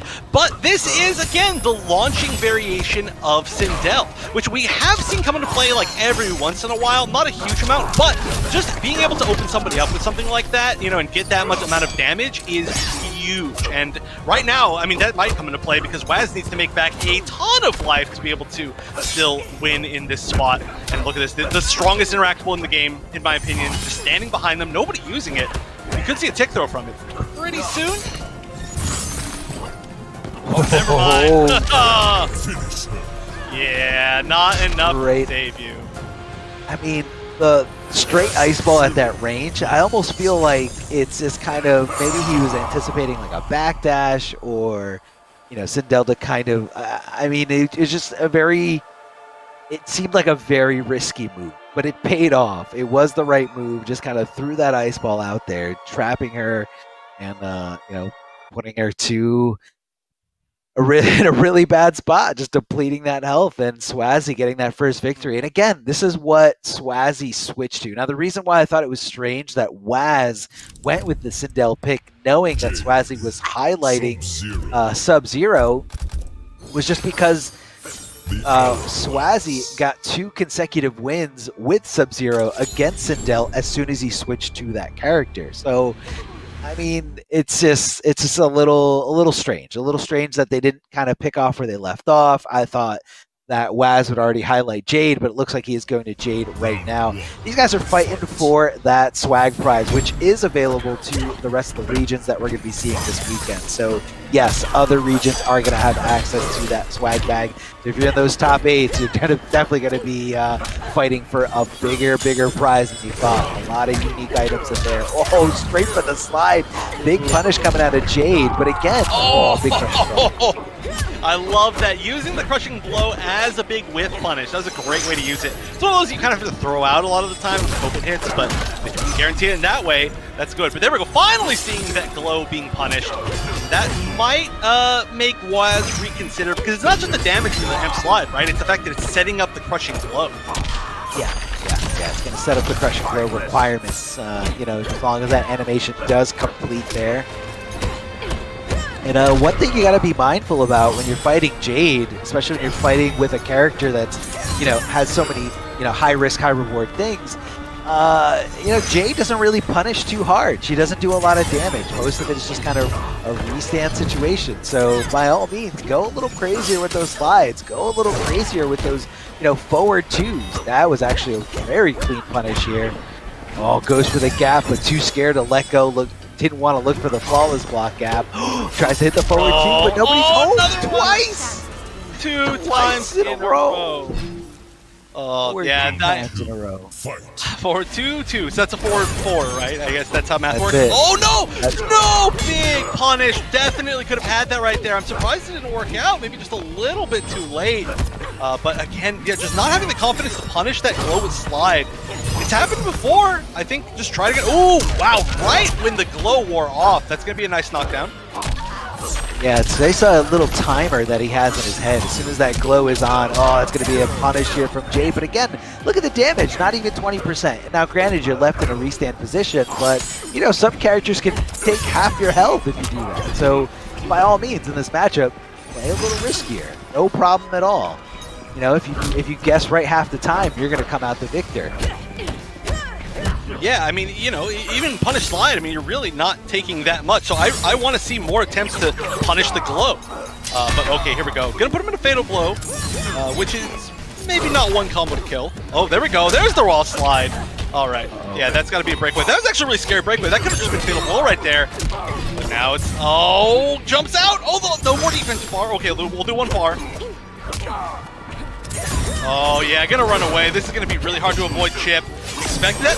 That's unsafe! The forward two fatal blow! He didn't try to punish. He's like, you know what? You assume that the punish is gonna be coming, but instead, I'm just gonna mix you up into the overhead. That worked perfectly. Look at that, less than 5 HP left on Swazzy's side. And all right, that's a great usage of that. But still, though, the pressure is being put on by Waz, and it does look like Waz has gotten a little bit more comfortable in this matchup over today.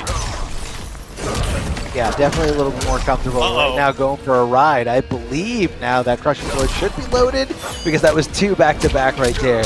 Pokes out of that back one. It does hit as a high, really good normal, but gotta remember it is a high. Nice hit confirmed from the low strength back, 3-2, and right there the Crushing Blow loaded, ready to go. But you just gave Jade access to that fatal blow, which does hit really, really hard. One of the few damage routes that she does have in her toolkit. What was that short hop? Too far away! Oh, I don't know. Yeah, I think that must have been an attempt to flawless block again. And now look at this. This is like one confirm away from death, and that might be that confirm. No. I think this is just short, right? It has to be just short. A little bit too short. Yeah, I think he's going to be barely alive here. One more nitro kick is going to be the end of this animation. Oh, he gets clipped by the low. Unfortunate for Swazzy. That could have been the comeback of a century here. But unfortunately, Jade finding that one little hit there with the wiggle stick. Back to a very, very good normal, very far range. Of course, does hit as a high mostly, but you get that nice, easy hit confirm into the fatal blow, and Waz knew it just right. I almost feel like if he didn't cash in on that amplified slide crushing blow, she would have been out of that fatal blow territory. Then the next combo, but I think because of the way that Winners Finals ended, I don't think he wanted to rely on that. So he said, you know what, let me get the damage wherever I can get it. And, you know, hopefully be able to not get hit by fatal blow. But it's not so easy. It's something that I see happen still even a decent amount from even the best players is sometimes you want to cash out on things, but the thing is, it's one way or another, it's going to be 2 combos to death at that point. And the slide doesn't give you Oak completely does the opposite. It actually gives them a free glow in that situation. So it might just be worth it at that point to just save it, get good Oki, get one more mix-up into the slide, KB, and then that would be that, as opposed to what happened. Whoa, weird backwards projectiles. This game has already started off very strange, a lot of aggression. Nice slide whip right there.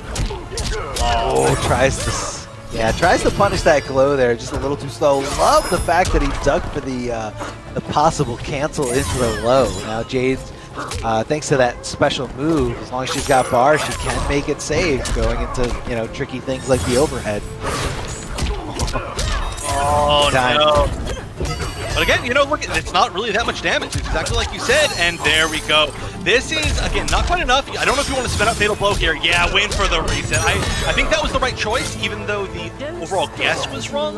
Yeah, Swazi knew, if I do this, I'm not guaranteeing that I'm going to spin out Fatal Blow. I can save it for another round. The Fatal Blow wouldn't have killed anyway. It would have just given me the same amount of Oki, and so he just went for the exact reset. Yeah, just wanted to reset, looking for, the long term. Didn't want to come off any resources if it wasn't going to be, for the win. Big jump in kick, is he going to cash in? No, decides to break away. Waz jumping out of the corner, buying all this real estate behind him. But right now, just kind of going in with some down ones, multiple down one pressure here, kind of stating to me and stating to Swazi that, you might be a little too scared to challenge back here. Oh, nice falls block. Oh, that had to have been an input error. Just for the raw ice ball right there. Not sure what it was supposed to be, but... Oh, crashing out on the crushing blow. I'm not sure about that, though. Again, not going to give any Oki, and could have got a lot of damage in wall carry, but instead threw backwards into mid-screen, cornered himself. Regardless, it might work out, though. This is such a huge life lead. Although... Oh, man, he's got Fatal Blow. We saw this before. Wiggle's thinking of Fatal Blow. Oh, no! Oh, so what happened with Swaz was anticipating the Delia's dance cancel, and which hits as a low, but the over... Oh, my God, he's still alive. He's still alive. I was talking like he's dead. Oh, he dashed through and got the grab. Oh my God, I thought that was gonna be. Oh my gosh, that whole round was too much for me. I don't even want to talk about that round anymore. Oh my gosh. He was on the left side of her, and then I guess he just didn't want to take like a risk, so he just said, "Let me just go for throw." That was. It wasn't even a punish. It wasn't even a punish. It was just actually a throw landing. I don't think you can technically tech it because I think you die from the damage, but like he could have just neutral ducked it or smashed down two or something. Oh my God, that was. But he was facing the wrong. He was facing the wrong way for a second, which is why I think he didn't press it for him. Yeah. It was a very specific spot. Oh no, unfortunate for Swazi on life support here. Really nothing he can do. He needs to get in, and that's going to be all she wrote. His only chance there was to possibly flawless block that on hit, but that is a very tough thing to do. And even if he did, it might have been enough to chip him out either way. Waz taking that last game here with that Jade pick. Almost made that big comeback there with the overhead Fatal Blow. So what Swazi was looking for, he was anticipating the overhead to go into the low, but instead he got overhead to go into overhead Fatal Blow. And yeah, it has like a specific animation. You have the flicker, you have the sound noise, you have the sound cue to kind of tell you, hey, this is Fatal Blow. And the players at this level know that the Jade Fatal Blow is an overhead. But it's just, you're so conditioned, you're so ready to anticipate the low being canceled into that, your thumbs and your body just tell you, all right, you got to block low after this. You got to block low. So good job on Waz playing against that. Round one. Yeah, it was also going to be a really hard range to punish from. But yeah, wow, what a weird set it's been so far. But now Waz just needs to win one more game to be this season's champion for Oceania. But so far, a good start from Swazi. Ooh, I say that right as it's not, and then it is. I don't know. This is immediately starting off where that last game ended, I think. Just starting off with the scramble, a lot of weird interactions. But of course, this is the best way to get this momentum started. Okay, or not. This is Jade we're talking about. Okay, I don't care what level of Jade we're playing. Down 2 is coming out. And a wake up of 3. The only two moves you need. That's it. That's all you need. One's horizontal, the other one's vertical. Good. No problem. Got all our bases covered. Oh He just no! He punished. just went for it. I don't even know what this was attempting to like do. That wasn't on a glow. This one might be enough. This one is, I think, just slightly enough. Yeah, just barely. And so we are on match point, tournament point, and season point for Waz right here. He needs to win one more to prevent this whole reset, but here we go. Finally, we're starting to see the slides punish on the glows, and that is one more closer to setting up that slide amplify crushing blow. Oh, the jump out. Great call. Ooh, the flawless block. We haven't seen a lot of flawless blocks in this set yet. Oh no. Oh, drop. Get out there. A little bit of a drop. Definitely not what he wants here. Goes to the whole strong. Waz challenging back right away. Oh, there's the grab. Still nothing loaded as far as grab crushing blows though. Oh, waiting for that slide. All right, here we go. We're gonna see some pressure, I think, coming out here from Waz. I think Waz says, "I am this close. I want to end this entire tournament. I don't want to wait for you to mess up. I want to seize this victory." All right, has an opportunity to glow here. A little bit close. Go on the jump kick, and there's no escape from that. Tries to break away as soon as possible, but it just